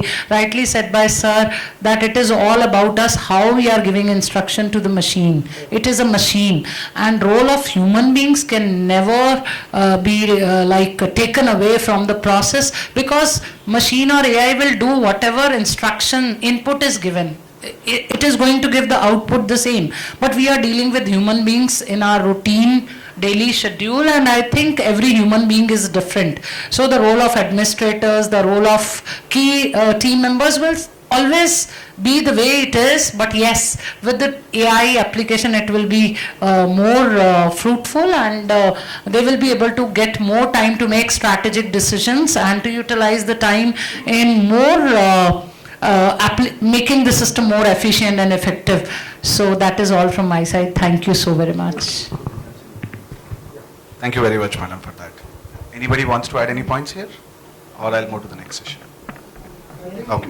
Sir जो कह रहे थे वो इनका शायद मुझे लग रहा कि कहना ये था कि AI cannot remove human, but it can replace the human. If the person will not update himself, then yes, the person can be perfect. replaced. And I think AI can help us reducing the redundancy in the routine task and making us more available to the strategic aspect of discussion, and we can make more productive moves in our institutions. That is what I think we understood from sir inputs here. In fact, you are absolutely right. Yeah, please. You see, faculty is not resistant. Let me tell you, nowadays faculty has not only to do teaching. Let me come to our B school scenario. That's where I might. Yeah, let me come to that. It's about accreditations. It's about comprehensive internal assessment. It's about getting MDPs. It's about research projects, consultancy, case studies. So what I believe is, one, top management vision should be clear. This is what we need to implement. Second, give space. There should be a breathing space where, they take the training wholeheartedly. If you juggle the training thing, squeeze it, it's an add-on burden, let me tell you. So the strategy for training has to be relaxed. It is to be encouraging and motivating. Yeah, it is going to lower your, assist you in your, corporate findings, assist you in your MDPs. I think that should be the approach, and management, top management leadership has to drive that. Make your deans look for that sweet spot, where my faculties are relaxed. It's not like come on Sunday for the additional training. It's not going to work out there, So that's what my point is. We do have, it's not teaching alone. Gone were the days, we did a lot of sweet things, only teaching, focusing on teaching. But right now it's not the same scenario. Absolutely. Thank you. In fact, Professor, sir, also mentioning that we need to calm down a bit in terms of, because everybody are in a rush right now, new technologies, new models every day. In fact, I also resonate with this problem. Sir, one thing, earlier technology used to give you time to learn, understand, but this AI, it's not giving you time to learn it. It is giving and in our technology, we used to say the day you understood the technology, it is obsolete. So, this AI is making everything obsolete. No time to learn. I think human creativity requires leisurely time to think, to pause, and to meditate. So that's why we all feel that AI is rushing us, but I think we should be more intelligent than AI. So we have to harness AI to our needs, and if we can use AI to create spare time for us, that's the best use. If we are not able to do that, then throw away the AI. At least that is the purpose of technology. But use AI to create spare time for yourself. That's possible to do it. Absolutely. For that, you have to be intelligent. Can I add something? Please. Our objective should be very clear, and technologies should be used for our objective. We should not use for the objective of the technology. हम सब लोग एक different background से different cities से आए हैं. हर promoter का एक different objective है. जो objective मेरे promoter का है, वो objective गीता यूनिवर्सिटी के promoter का नहीं है. जो ऑब्जेक्टिव अमेठी यूनिवर्सिटी का है वो किसी और प्रोमोटर का ऑब्जेक्टिव नहीं है। हम सबको कस्टमाइज सॉल्यूशंस के ऊपर काम करना पड़ेगा। और सबसे बड़ी प्रॉब्लम क्या है एकेडमिक्स की? सबसे बड़ी प्रॉब्लम है वेलोसिटी गैप। जिस स्केल के साथ टेक्नोलॉजी डेवलप होती है उस स्केल के साथ इंप्लीमेंटेशन नहीं होता एकेडमिक्स में, और उस स्केल के साथ इंप्लीमेंटेशन नहीं होता किसी भी इंस्टीट्यूशन में। जब तक हम इंप्लीमेंट कर पाते हैं किसी चीज को तब तक एक नया फीचर ऐड ऑन हो जाता है। एक नई प्रेजेंटेशन हमारे सामने आती है कि यार आप क्या कर रहे हो, आप तो पुराने जमाने में जी रहे हो, हमने ये इतना शानदार डैशबोर्ड आपके लिए बना दिया। फिर उसके इंप्लीमेंटेशन पे तो फैकल्टी क्या करे? फैकल्टी को एक आप नया मेन्यू रोज दे देते हो और पढ़ाने के अलावा उसके पास सारे काम है। और हर एक इंस्टीट्यूशन, यहां किसी भी लेवल का इंस्टीट्यूशन हो, उसको दो तरह का डाटा मैनेज करना पड़ता है। कोई भी इंस्टीट्यूशन अपने ओरिजिनल डाटा के साथ किसी भी एकेडिशन में नहीं जाता। मैं इसको अपफ्रंट बात कर रहा हूं। बहुत रेयर इंस्टीट्यूशंस हैं जो अपने रियल डाटा के साथ एकेडिशंस में कॉम्पिटिट कर सकते हैं, बिकॉज वो फ्रेमवर्क ही ऐसा नहीं है। तो हम सबको अपने कस्टमाइज सॉल्यूशन तैयार करने हैं जो हमारे प्रमोटर के ऑब्जेक्टिव्स को फुलफिल करें। मेरे प्रमोटर का ऑब्जेक्टिव है कि मुझे एक्स वाई जेड इन तीन चीजों में मुझे ये प्रोडक्टिविटी चाहिए। मुझे लगता है उसमें एआई यूज करना है, मुझे लगता है उसमें ऑटोमेशन यूज करना है, मुझे उसके ऊपर काम करना चाहिए। कोई भी एक दूसरे का एग्जाम्पल किसी के लिए सेट नहीं है। यहां हम सबके एक डिफरेंट पर्सपेक्टिव है, डिफरेंट पैरामीटर्स हैं, तो हमको अपने हिसाब से कस्टमाइज प्रोडक्ट लेने चाहिए। टेक्नोलॉजी का यूज हमारे ऑब्जेक्टिव के लिए करना चाहिए। एआई कितना यूज करना है, कैसे यूज करना है, जिससे मेरे प्रमोटर को बेनिफिट हो रहा है वो कर लो। मेरे हिसाब से बेनिफिट सिर्फ उसी में है। हम सब लोग उन डेजिग्नेशंस पे हैं, हमारा आउटकम क्या है? To make the organisation profitable. बस that's the only point. Thank you. I just want to share one very beautiful example. One day I was just thinking about my banking finance statement, and I just opened up ChatGPT and asked, can you forecast about my banking loan strategy, how to repay this? You know, the prompt picked up the forecast. And you know, very amazing answer the ChatGPT gave me. Okay, Prof Sharma, you are undergoing this particular period of Saturn, and Saturn is not allowing you this way, and the another planet is Mars is looking at your Saturn, so don't be in haste. I mean, so much gave me. I was so amazed that I was asking about my banking statement, but you know, even the AI can also be in the wrong direction.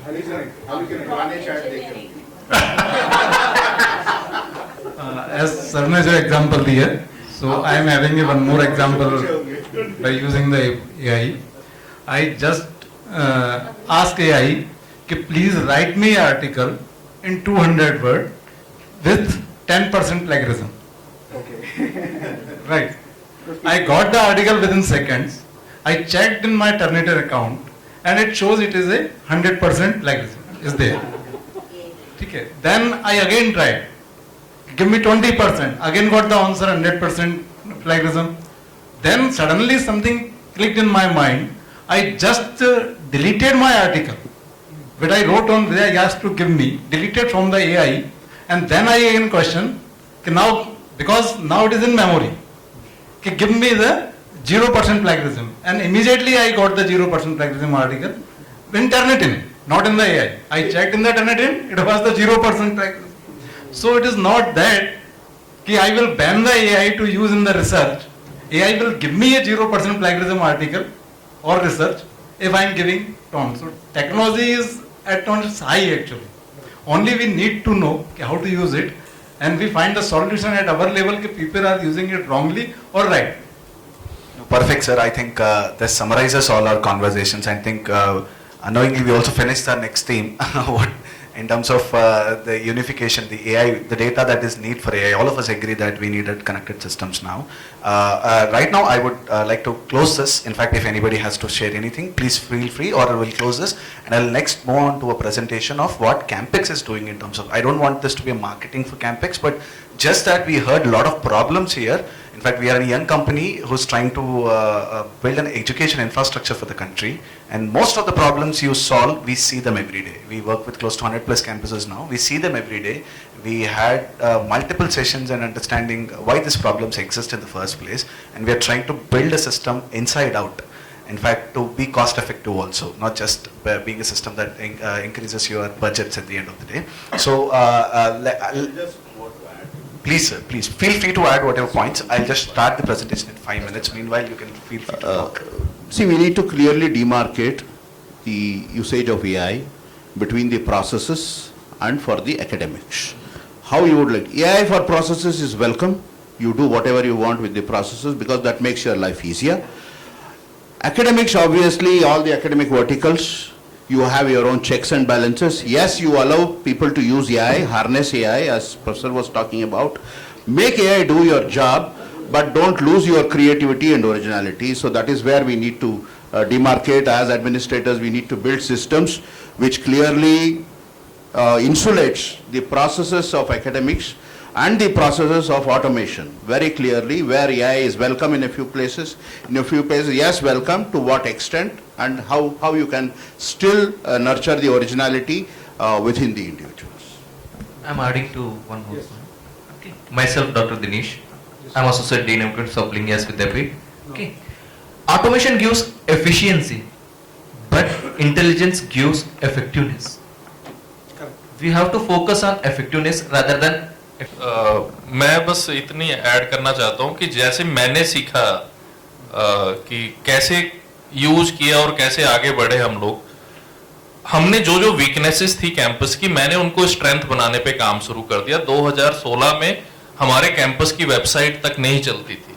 I have created corporate in house, बच्चों को बोला academics बेटा reduce करते हैं, आपको corporate mentor दूंगा, पहले हम स्किल डेवलप करेंगे, वेरी नेक्स्ट सेमेस्टर हम उसी स्किल को इंप्लीमेंट करेंगे और उसके अगेंस्ट मैं आपको मनी दिलाऊंगा मैनेजमेंट से। तो सबसे पहले हमने कैंपस की वेबसाइट को सिक्योर किया, उसमें जितनी ऑटोमेशन करनी थी, जो ये चैटबॉट कुछ भी किया बच्चों ने, उसको हमने टेस्ट किया और उसके लिए प्रॉपर उनको अमाउंट दिया। आज हम अपने कैंपस में 11 इन हाउस सॉफ्टवेयर डेवलप करके चला रहे हैं।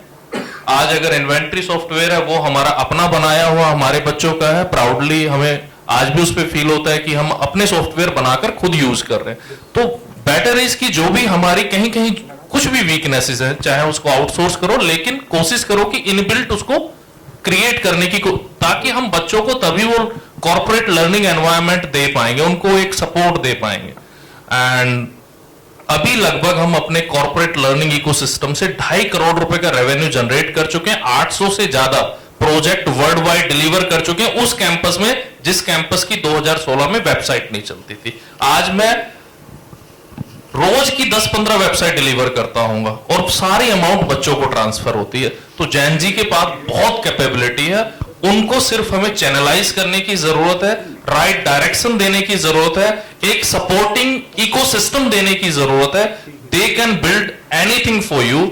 ऐसा कुछ मैजिक नहीं है कि वो 4 साल कुछ नहीं पढ़ते और कॉर्पोरेट उनको 6 मंथ में तैयार करके इतना कुछ काम उनसे ले लेता है। वो सिर्फ एक एनवायरमेंट इफेक्ट है, राइट ट्रेनिंग इफेक्ट है, वो हम डे 1 से अपने बच्चों को दें, कैंपस में अपने सॉल्यूशन खुद तैयार करें। That is my last advice and summary for this session. Thank you so much. Can I just share one important discovery? We did a survey with some bright 200 undergraduate students in University of Hyderabad. One survey, one question. The question was, imagine AI matures very well, it becomes like human-like 20 years from now. At that stage, if I ask you, all the students, whether AI can invent Schrodinger's equation, quantum mechanics, and whether it can invent Mozart's composition or Kalidas Abhignana Shakuntalam, some of these, can AI invent them? Majority of the students said, no, it cannot. Human creativity will still have an important place, even in that mature AI world. I was so pleased with that answer. I hope that comes true. Exactly. The last point I wanted to cover, the thing, because everyone is talking about saying ki AI teacher nahi hai, teacher is taking it as a pressure and we have to manage data in both the ways, accreditation ke liye alag hai, iske liye alag hai, and everyone is saying ki how many universities are going with the real data. Now the only question that is coming to my mind is, we want AI to be ethical, we want AI to be responsible, but why can't we put up this question to ourselves also? Why can't we think that way कि हम 10 startups start कर सकते हैं Gen Z के संग? Do we think our faculties are not capable of doing anything? They are putting their lot of efforts and we put on pressure on them and asking them कि आप किसी ERP को use नहीं करना चाहते हो. Understand their value also.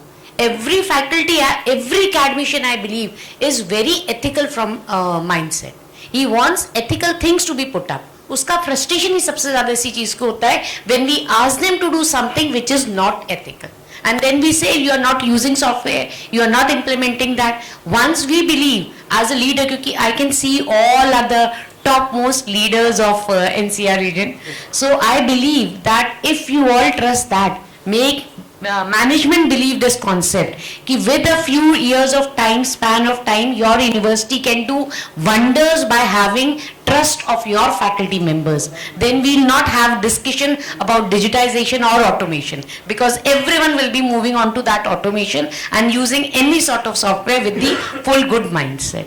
And happy to see everyone was on a calm side, humanity, which we have lost. But today everyone was talking about the ethical, humanity, calm mindset. So happy to be a part of this event. Thank you. So we all discuss many issues because we all come from education industry, and we also are closely working with education industry from the last 6 years now. We've been interacting with many vice chancellors, controller of exams. We exactly know the pain points. So that's why we always had a understanding that, okay, why can't we bring a solution to this, in fact. So what does higher education systems actually need in the first place? So that's where we started CampX. In fact, CampX stands for Campus Automation and Management Platforms. It's the X stands for the X factor that we can bring into the system by using this. We are truly an A-to-A platform, sir. A lot of, in fact, some of the panel speakers are also mentioning that we need to use one single system in terms of having the view of data or view of students, what is happening in them. In fact, that is the fundamental problem. And as I already mentioned in one of the notes, that corporates already solved this problem decades ago. It's not an issue.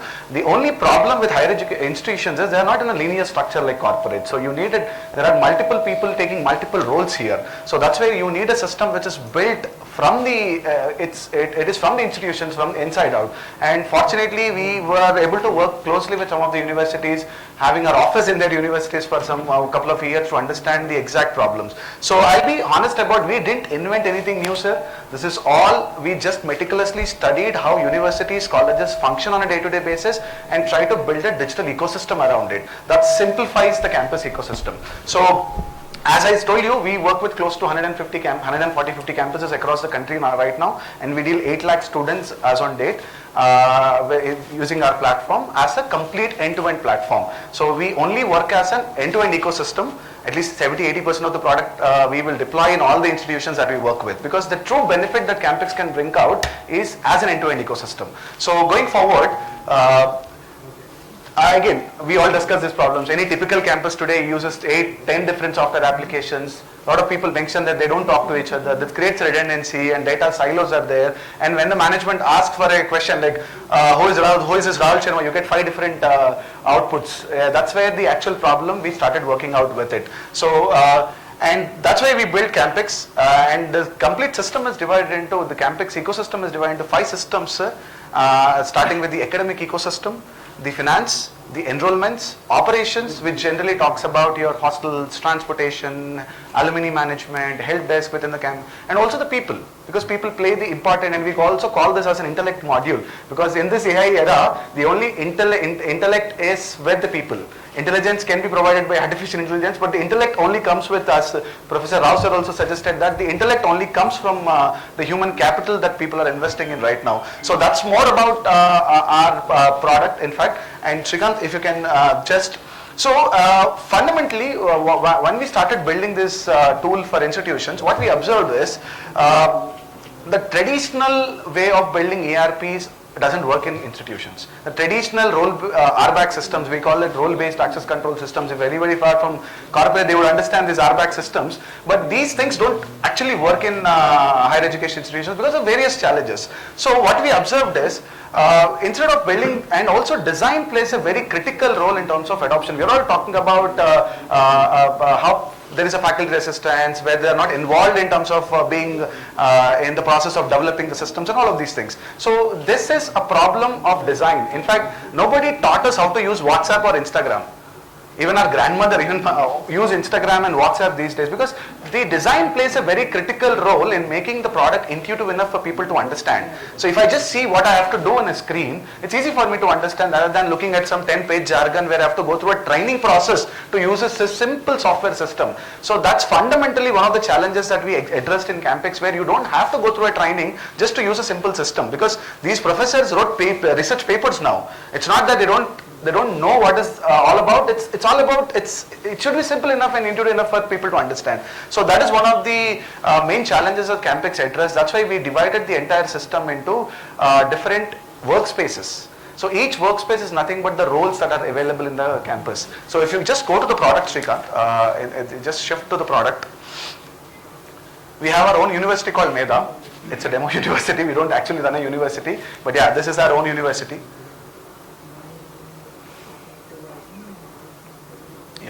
So if you look at the CampX ecosystem now, we logged as an admin, you can see the complete workspaces. There is an academic admin workspace, there is coordinators, there is admissions, there is MEDA studio, there is classroom coordinators, there is department workspace, examination workspace, feedback coordinators, finance, help desk, hostels, HR, IQAC or internal quality assurance, and mentoring, office administration, placements, research as one of the important functions of the institutions, and also a person who is managing all these workspaces at the end of the day, because they also, and also a simple tele counselor in the campus who is trying to get good admissions to the campus also needs a place to work. So the fundamental, if you connect all of these data points from inquiry, from an admission to an alumni, so this is not a big challenge for us, sir. We can save a lot of time for faculty, a lot of time for the administrators, and we don't have to juggle between reports just to meet the compliance requirements now. So that is one of the fundamental areas CampX actually tried to figure it out, and we are proud to say that we cover 95% of the campus operations as of date.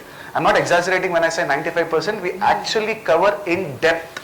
Not on the side like just simply giving you CRUD operations just to note down the systems. No, we actually went inside individual problems, whether it is on the grading side, it is on the research side, or it is on with respect to finance, whatever it is. And also the examinations is one of our flagship products. We started working on building a comprehensive examination suite for online, offline, digital evaluation, all of these things 6 years ago, and it was one of the flagship product, and I think we covered a lot of ground with respect to the examinations as well.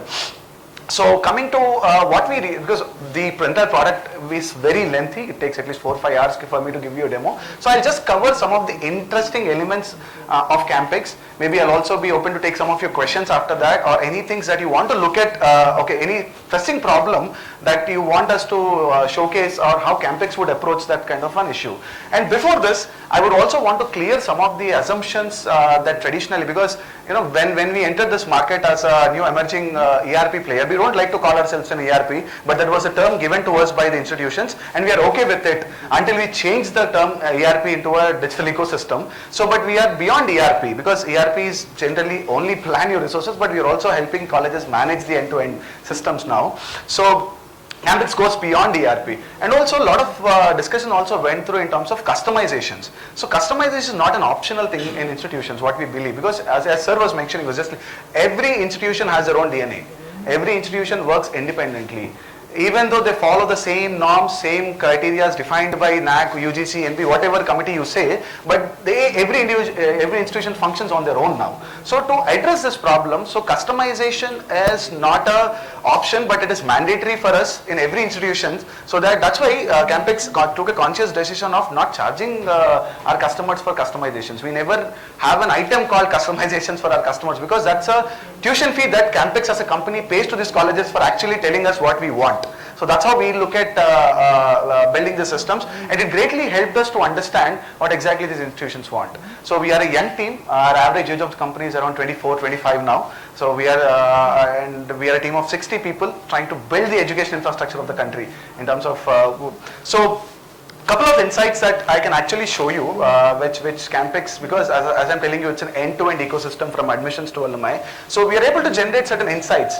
This is risk insights and also reward insights. In fact, students who are performing well also to be treated, because most of us are focusing more on the last 10-20% of the students, but also the first 10-20% of the students are also important. So if you look at the risk insights right now, so we were able to just basic analysis of their attendance, their assessments and internal score, we were able to decide what is the risk analysis score of a student before 1.5 months before the semester ends. This is nothing critical, sir. It's very basic foundational data that is available, but right now what's happening in institutions is this data is available in multiple systems. There's no one person to collaborate all this information to give you one insight. For example, we flagged 612 students where they cannot mathematically achieve the required number of attendance, which is 75 or 65 as per the institution, even though they attend the rest of the classes in the semester. So certain predictive analysis that system is in a position to capture. Okay, just go down. Just open one student's full view. So if you look at individual student score now, attendance is below 65, cannot mathematically reach. He is absent for 14 consecutive days right now, and internal marks are below 40, which is a pass percentage, and they have 3 existing backlogs. If these kind of insights can come to you on a daily basis, on a reportly, whenever you open the dashboard, if you can see this insights, this is what we talk about saving time for faculty. It's not that they cannot compound this data, but there's no need to do it, is what we believe, in fact, because you're already knowing the attendance, you're already giving the internal assessment scores to the faculty, examination team is already conducting the exams and releasing the results, then why do we have to spend a lot of time in terms of analyzing? So that's where, and to quickly show you what just close this tab, Srikanth, that makes... That's a real-time data. That's a real-time dashboard. That's a real-time dashboard. Whenever you just refresh, you get the real-time data. If today's attendance is updated, you can just refresh and you get the data as per today. So, and also a comprehensive, for example, we all face this, maybe most of us face this issue also. Some parent walks into the room and asks like, how my son is studying right now. We have no idea about what's happening with respect to, because the data is also coming from a various different sources now. So that's something which is also alarming to a lot of institutions. That's why we understood that a complete student information system in one place, a complete SIS, where if you open a student right now, you can see the particular student identity related information. Just go down. Yeah, just close the accordion. Personal details, parents, qualifying marks, a lot of these things, and also the remarks, conduct and remarks against the student, the academic performance of the student, the CGPAs, how many credits he attended, how many credits, in semester 2, what were the internal scores, what are the individual assessment scores that the student got in internal assessments, and if you go to the academic journey, yeah, I think you can also cover the total number of credits students has to take here. The academic journey, because now our NEP also mandates that multiple entry and multiple exit should be possible. So it's not that it's a complicated system, but it's the technology needs to cope up with giving you that option to allow students to get into multiple entries and multiple exits. So right now the complete academic journey of the student is mapped, at which here is detained, and the complete payment information of the student, yeah, you can look at the payment information of the student at one place. You can see how many, what is the due that student has made, because it is also important for managements to understand, because a lot of us also know that, let's go to the next step, yeah. Yeah. Also, let's go to the attendance part, where if you can look at the real-time attendance of the students in individual courses. I am just opening one particular student data. You can see the insights with respect to the attendance also. And also, we also introduced the concept of secondary attendance, where you genuinely have to give attendance to. Right now, what is happening is people are just avoiding attendance to the classes which he is not attending. That's but technically a wrong data input into the system, which a system should not have. So right now, we introduced the concept of secondary attendance, where we actually give attendance for the specific use cases. And if you go to the memos, you can also see there are partially present, fully present, student bunking the classes in a day. All of this information can be viewed in one single screen against the student.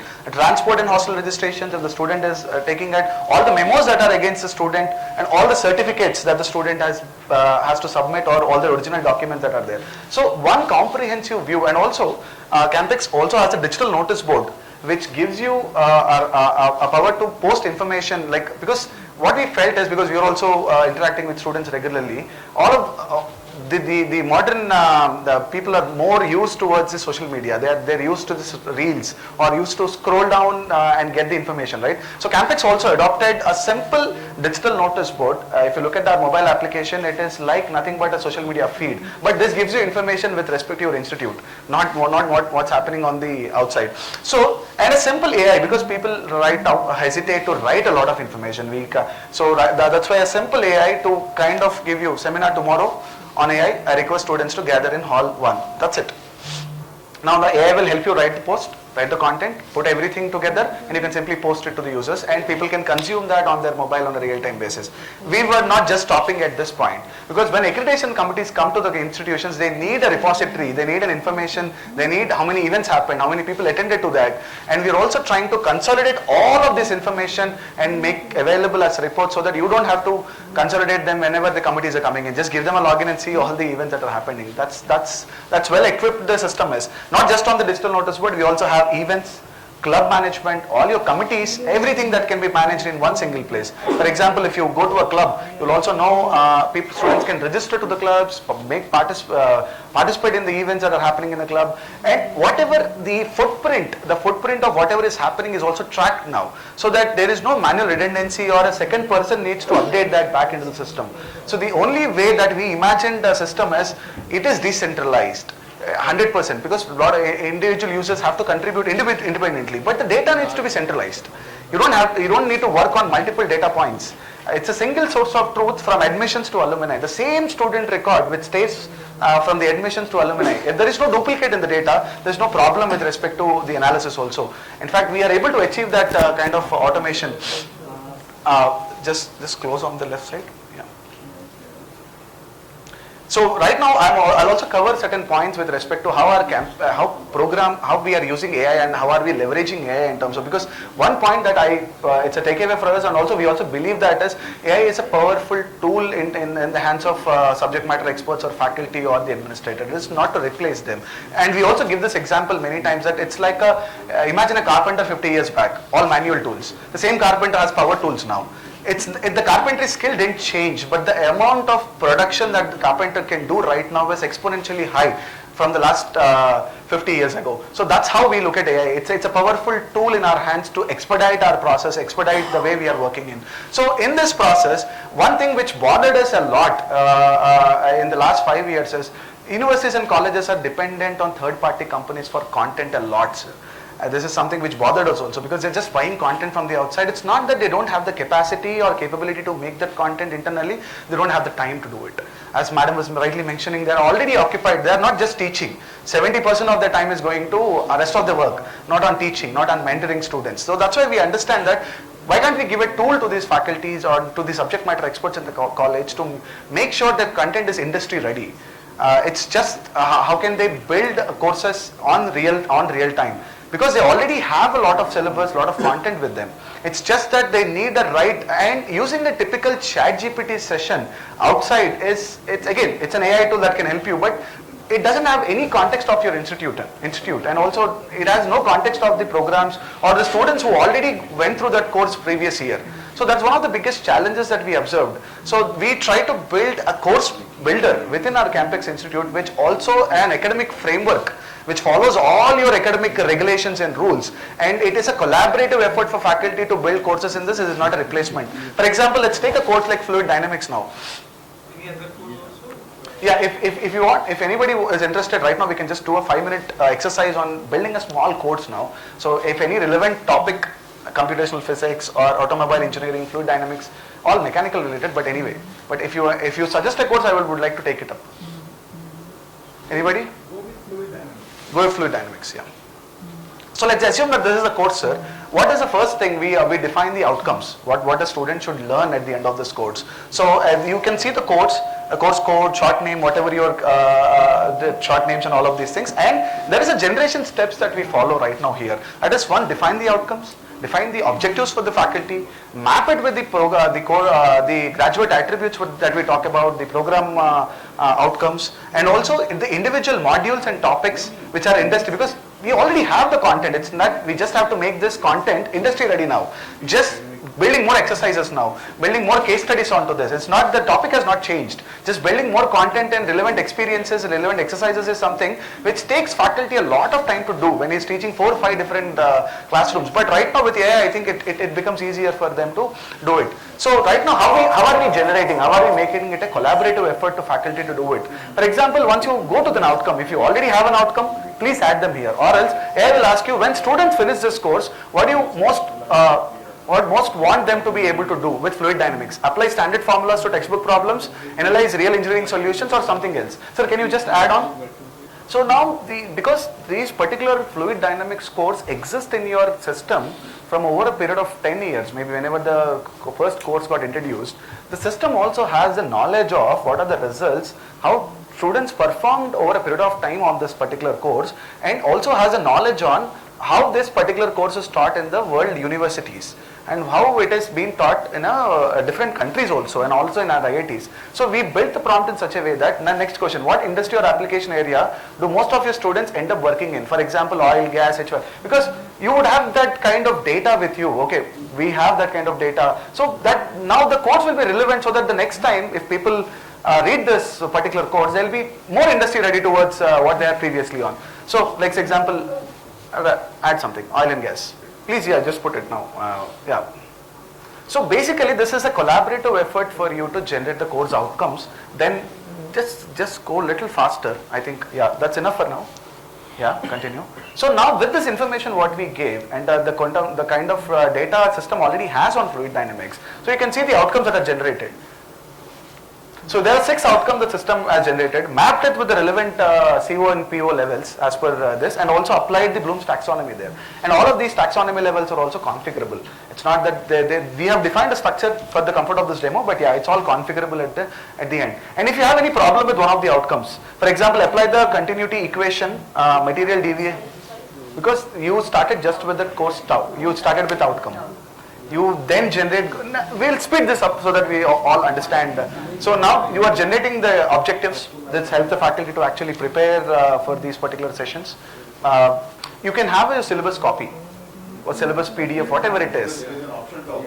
There is an option to upload. If you want to start fresh without on a clean slate, you can just do that. No, outcomes are generally defined as per this thing, but we only search web for the content, the final content which. So for example, now we also generated the outcomes. Now we are drafting, because we also have certain PSOs, program specific outcomes and program outcomes defined. We also observed a certain challenge, sir, in this area where people are facing difficulties in terms of mapping them correctly. Why I have to map a certain outcome to a certain program outcome at this level? And the entire outcome, OB, in fact, sir was also mentioning that accreditation is just a makeup duty. Sir.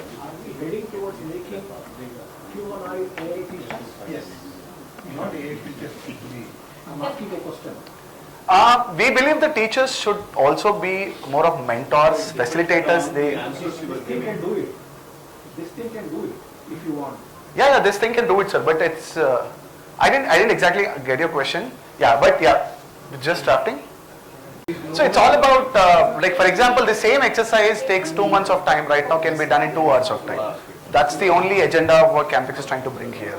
Yeah. So right now you can see. Now with the time that takes for a faculty to map the same thing, And maybe we never know every individual faculty maps it right or wrong also sometimes. So right now you can see it is mapped and also gives the strengths, why it is mapped at a level, a justification to that. So that helps you also get ready for the accreditation process. And also immediately once you finish this process, once the students take a quiz or an assessment, your outcome-based education report is ready, sir. There is no need for anybody to compute this data in an Excel sheet now. So I would try to add on to this, any academic process in universities or departments, we would build it first.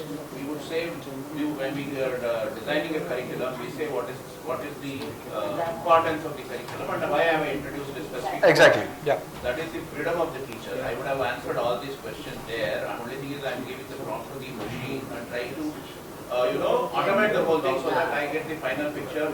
That's all, sir. Yes, sir. I am using it for the purpose of assisting me rather than replacing me. If I don't want to do it, if I want to adapt a shortcut, maybe it is possible. There you end up, becoming a humanoid or whatever. Exactly. But if the more context, system, it is like yes, sir. It is. you have all the freedom to do what you want. Absolutely, and everywhere we have an important added option where we want faculty to add. Yes, sir. So similarly, now this is the main. For example, the first 4 steps we have done. I think it might bore you a little bit, but this is the final step that actually brings out the value, sir. Here, sir, please. One of the most difficult steps for the teacher is to assess the student properly. Absolutely, I'm coming to that point. Yes, absolutely coming to that point, sir. I'm coming to that point. So that's where the lesson plan, it takes a little time because this is happening real time right now. This is not a video with they just are generating here of real time. Please feel. I think we got it. Yes. So right now. But anyways, please. Please, I'll take your question. Just I'll explain this. So first, there are different modules the system has suggested right now. You can also define how many modules you want, all of these things, and it also gives you the lesson, the structure. You can see the structure here. You can reorder them, add more topics. Module 1, module 2. You can just edit one of them. Every flexibility is with the subject matter expert. AI is just an assistant there. Sir, that's why we need a subject matter expert to do it. No, sir, this is just to clarify that question. Yeah. Yes, sir. It is trained in all the good models. It is trained with respect to gathering. Yeah. So that's why we also need a subject matter expert to just validate it. Just go to the lesson plan. Now, if you look at the lesson plan, for example, the first session, it's the AI suggesting a demonstration but a practice with some worked examples, and the teaching aids would be live IDAs and worksheets. And you can see the introduction can go for 5 minutes, the presentation can go for 18 minutes. You can also divide that particular sessions into multiple, and you have the complete flexibility to add. The only time right now for faculty to design all of these things individually, design an assessment in this course which will actually bring out the creativity of the students, this takes a lot of time. But a single prompt, for example, sir, if you look at the prompts that we give recent to ChatGPT, they are very vague. They're very vague, but if you look at the output that is coming from, we are surprised the way the system is understanding us. Similarly, if a small tool like this, absolutely, sir. We also building a memory of individual user over a period of time in understanding. Yes, sir. Yeah.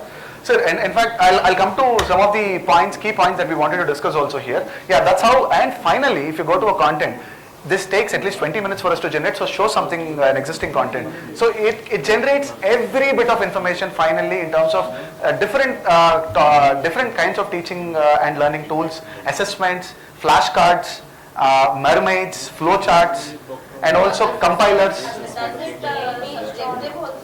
Yes, absolutely. Based on in the sense? Like keyword matching or... There are all these kinds of assessments are taken care of.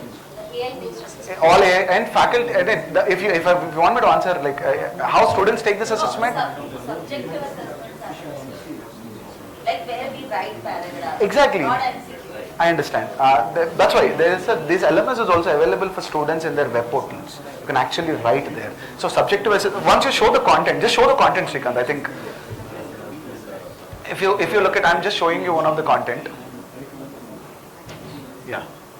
So if you look at the content now, it is giving you flashcards, different kinds of. Go down. Recap.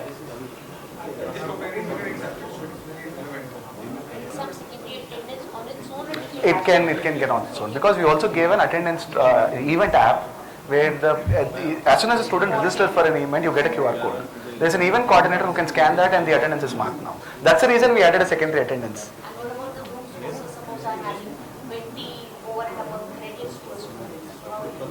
So the courses in CampX are program agnostic. You can still launch the courses which are MOOCs. Freedom, yes. 20 credits, absolutely. We handle all of these cases. No, because getting into all these approval processes and building, it takes a lot of time on the demo. I can personally come, team can come to your place and give you a detailed demo on this. We're just covering the highlight points here, madam. But absolutely, because without that, we will not be able to push the course into an LMS now. Yeah, you can't leave it. In fact, if you just got the content in one of the places, yeah, just show the content. That's it. You can see the topics. There are 20 ready topics right now in individual subjects. You can see, go to a topic. Just go to a topic and just do the full. You can see different kinds of content that are being given on in terms of topic. What is covering? Yeah, this is a match the following that you got. There is go down. There is alert boxes.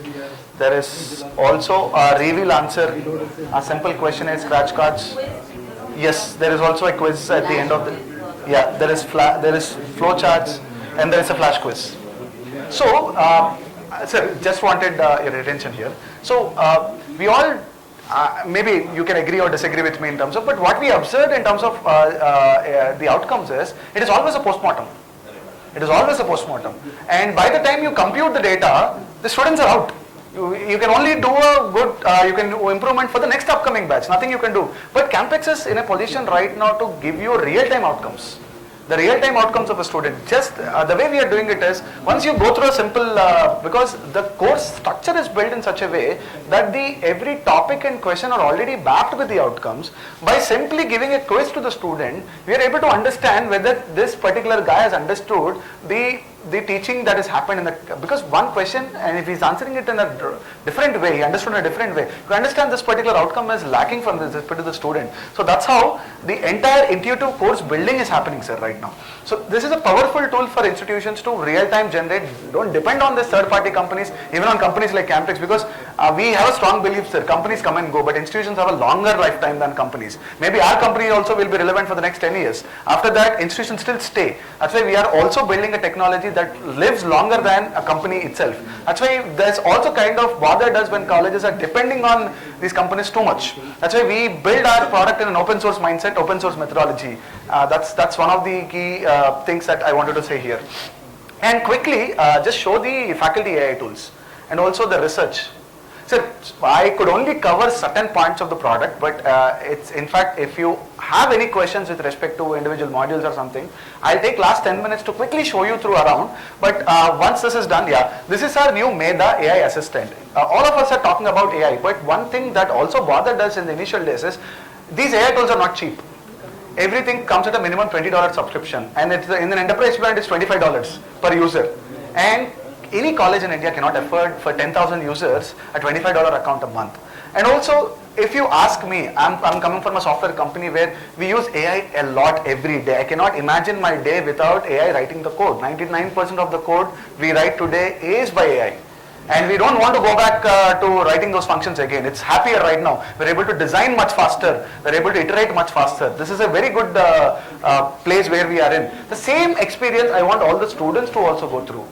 But the problem is these tools are not, all the free tools doesn't have the context of the college. For example, if I go to, as a student, go to ChatGPT and ask like, how can I improve my score in mathematics right now? There's zero context now. But that's why we reimagined the situation and gave a chat and trying to reduce the cost of using AI tools by decentralizing it and also approaching these big companies for giving credits to institutions in terms of decentralizing the cost and bringing down the actual cost of operations to 1/10 of the actual cost that they would incur if they use an AI tool for at least 1 year now. So this is also a voice assistant.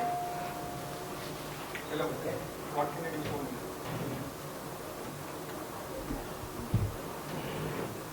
Hello, Ardor University. I can help you manage your classes, view student performance and attendance, check syllabus progression, and handle various administrative tasks. How can I assist you today? So this is an agent, sir, that is called Medha. Medha is our own agent, which is built on top of our ERP, which has almost 340-50 MCP tools that talk to the ERP platform in terms of giving you real-time analysis.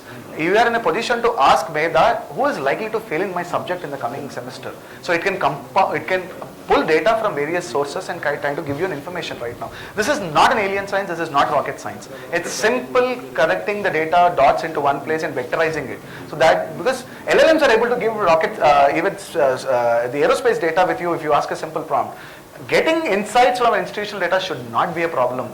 And for that is not at all an issue anymore. In fact, we have a bigger problem to solve. Yeah.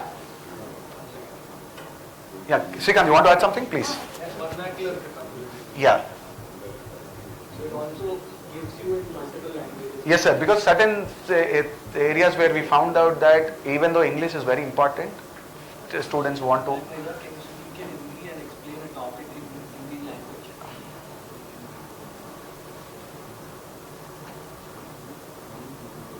हाँ, मैं हिंदी में बात कर सकता हूँ और किसी भी विषय को समझा सकता हूँ। कृपया बताएं कि आप किस बारे में जानना चाहते हैं। Thermodynamics? Loss of thermodynamics. I'm from mechanical, so I have that bias, sorry.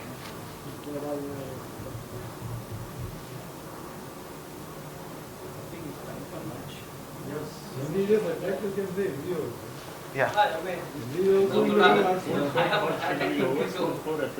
Yeah, I think the audience understood the kind of, yeah. So similarly, sir, also show the attendance dashboard once. What is this? Oh, risk insights. So managing your classrooms, managing mentors, managing all dashboards, attendance. A simple tool like attendance should not take much time, sir. But what is bothering us is when we realize a simple system like attendance is taking 4 different stakeholders, at least 4 hours of work every day just to compute. And this can be automated. I think some of us have already automated these processes, but I'm talking on a general note. But a simple attendance can give you a dashboard which gives you a complete information on, just show some data, Ketansrisai.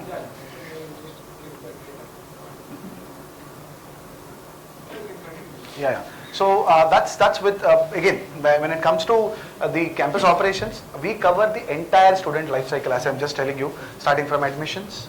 The CampX also supports a CRM and the admission management system, which is connected to the fee payment system, so that if a student is admitted, there is no problem in terms of how much fees to be assigned. And if there is a concession or scholarship is given, it automatically goes as an approval workflow to the relevant stakeholders. If they approve, no paper should come back to the finance department saying that is approved. If that is approved, the fees changes now. A student can have a system to really pay the fees on time, and multiple options for that. Similarly, once the student is admitted into campus, now the LMS kicks in. Course registrations part. It is automatic for students to register the courses from the mobile application simply. Once the course registration is done, timetabling is not a big deal. So you can just simply ask the system to design the timetable for you, or you can also manually input the timetable if it is already decided. So once the timetable is done, class rescheduling and all of these things also can kick in easily. How did we map, Madam was mentioning about the leave management system. Right now, the way we handled it is, we link the leave management to class rescheduling. Yeah, so if a person is applying a leave, we ask the system will ask the person to reschedule the classes. So this way we reduce some of the resistance also, because it actually saves the HOD or the department some time. Even though the faculty is not going to meet him now, at least he's saving his time somewhere or the other to reschedule the classes. That it actually helping them. Please, sir. The question is, suppose I have you for my year. Yes. Do you have a document which tells me or asks me about what are the various processes and various ways in which I want to build my system? Yes. Absolutely. So do you have a ready-made questionnaire where you list all those questions? Yeah, we generally. All the verticals that Do you want me to? And then I answer them in multiple ways. That obviously it depends on the policies and process in the institution. And then you would be able to build it to or tailor it to my request. Absolutely. We generally, so we do have that process, right? Absolutely, sir. You giving that questionnaire to us and we answer from the institution side, and the solution comes exactly as per the answers that the institution has given. Absolutely. That is one of the USP, more than the product, because you have seen the length and breadth of the product. But we say that is not our USP. So our USP stands in the implementation, what we do. Because how good the product is, if it is not implemented in the right manner, there is no use of it. So there is a good discovery phase, which will be there for 2 weeks. So we get your regulation books, we'll analyze them, we'll ask you various questions. But you have got standard patterns. Yes, sir. 95% Depending on the type of universities, you have certain standard patterns Yes. of systems. Definitely, sir. Questions are framed on those patterns. Absolutely. So that's what one thing that that also answers your question is. I don't want to build a manual to you. I don't want to do that. We don't expect that also. Absolutely. Because working with 100 institutions, we work with 140 right now, it gave us a good understanding. That's why CampX, even though started as a SaaS company, software as a service, we evolved it to a platform now. And after that platform, we right now are an infrastructure layer. In fact, for many institutions, we completely support from the infrastructure layer. So AWS, there are two methods, madam. Our SaaS product is directly, you get the hostings and everything taken care by CampX. There is an enterprise edition for large universities, more than 15, 20, they can have their own servers. Yeah. Then what are the rules for data migration and how many years will you be? So yeah, in fact. Part of costing. Yeah, definitely. So one thing I would also want to clear in terms of the migration, because that is the biggest pain area. I'm not exaggerating, the CampX go to live strategy is 8 weeks. 8 weeks, 2 months. Whether it may be any number of students in the campus, it's just 8 weeks. The reason is, sorry to say this, but we never depend on institutions for migrating the data. Because we kind of developed an expertise to do the migration as soon as possible. So that's how we also work with some of the institutions. For SaaS it is my cloud. For enterprise it is your cloud. That's it. And there is an annual AMC for the cloud. Absolutely, sir. For enterprise. For SaaS there is no extra cost, only per user per year license. The first thing was that you don't charge for the Customer. change. Customization. Because 95% of the product is by default is customizable in terms of. No, that's a small regulation point, sir. That's not. It's a configuration for us. Whatever you try to give us, sir. If, That's only every year it is. change होगा, मेरा scholarship regime change होगा, मेरा leave rule change होगा. sir, that's what, sir. Framework is Braceful for those changes, sir. Braceful for those changes. Sir, the reason I told you we don't charge for the customization is it is not costing me also a lot to build that customization. How do you involve institutions in customization? For enterprise, we also give them access to build products on top of, because CampX has a very good AI pipeline, development pipeline. Because we also. Can you build a few things for myself? Absolutely. For enterprise, we give that option. Not for the cloud. Not for the SaaS. Because SaaS has a node other separate deployment, they cannot do that.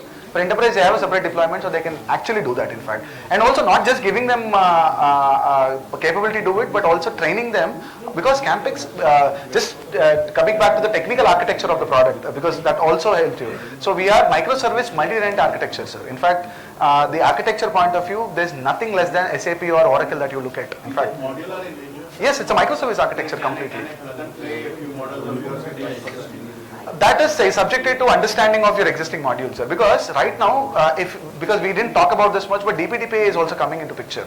The Data Protection Act is also coming into picture. All of you will feel the heat of that particular data as soon as possible. So working with multiple systems is two different challenges for us. One is integration. Second, how secure is our other system also. So that's where we kind of debate in some time in terms of understanding. We can work. That's not a problem.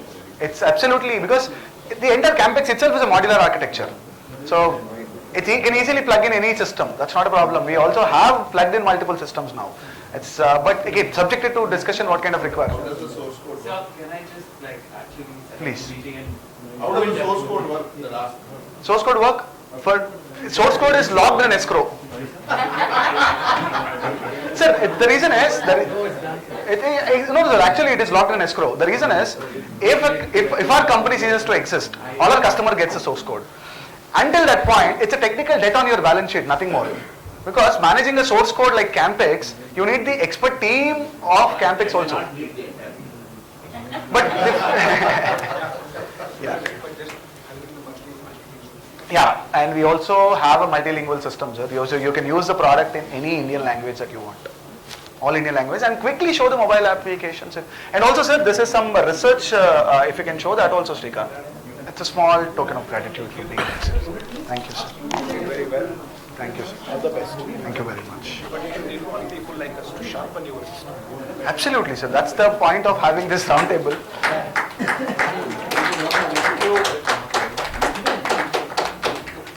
Dr. R.D. Patidas, sir, Vice Chancellor, OP Jindal University. Thank you very much. So this is last Tarwata. Dr. Manoj Manuja, Vice Chancellor, Geeta University.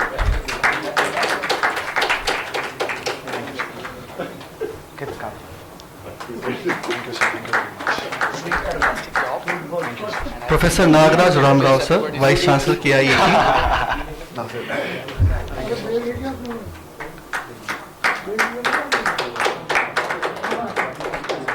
Professor Dr. Arun Garg, Vice Chancellor, MNB University. Thank you, sir. Professor Dr. Jainan, Pro Vice Chancellor, Shobit University.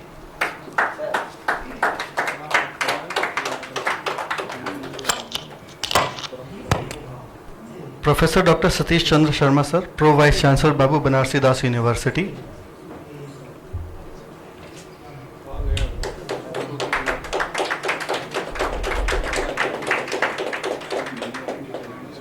Dr. Mukesh Parashar, Professor and Registrar, Noida International University.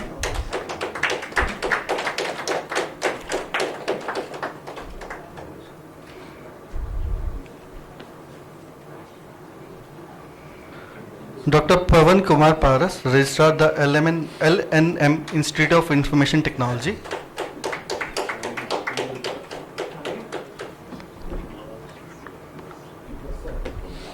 Professor Sanjeev Marwa, Director, Maharaja Agrasen Business School. Sir is around. Dr. Aftab Alam, Director, Asia Pacific Institute of Management. Dr. Ruchika Gupta, Director, Mangalmay Institute of Management and Technology. Professor Dr. Ripu Daman Gaur, Dean, Lloyd Business School.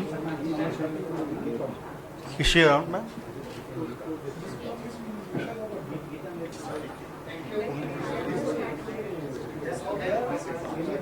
Dr. Rekha Gupta, Dean Academic, Lal Bahadur Shastri Institute of Management. Professor Kumit Saxena, Dean Academic, Lloyd Institute of Engineering and Technology. Dr. Jayavalkar Dinesh Kumar, Associate Dean Academic, Lingaya Vidyapeeth.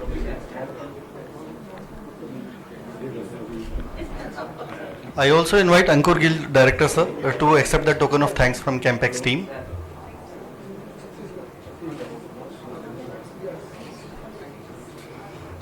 I again invite Professor B.J. Rao, sir, to unveil a magazine which is a collaborative effort with CampX and ArdorComm Media.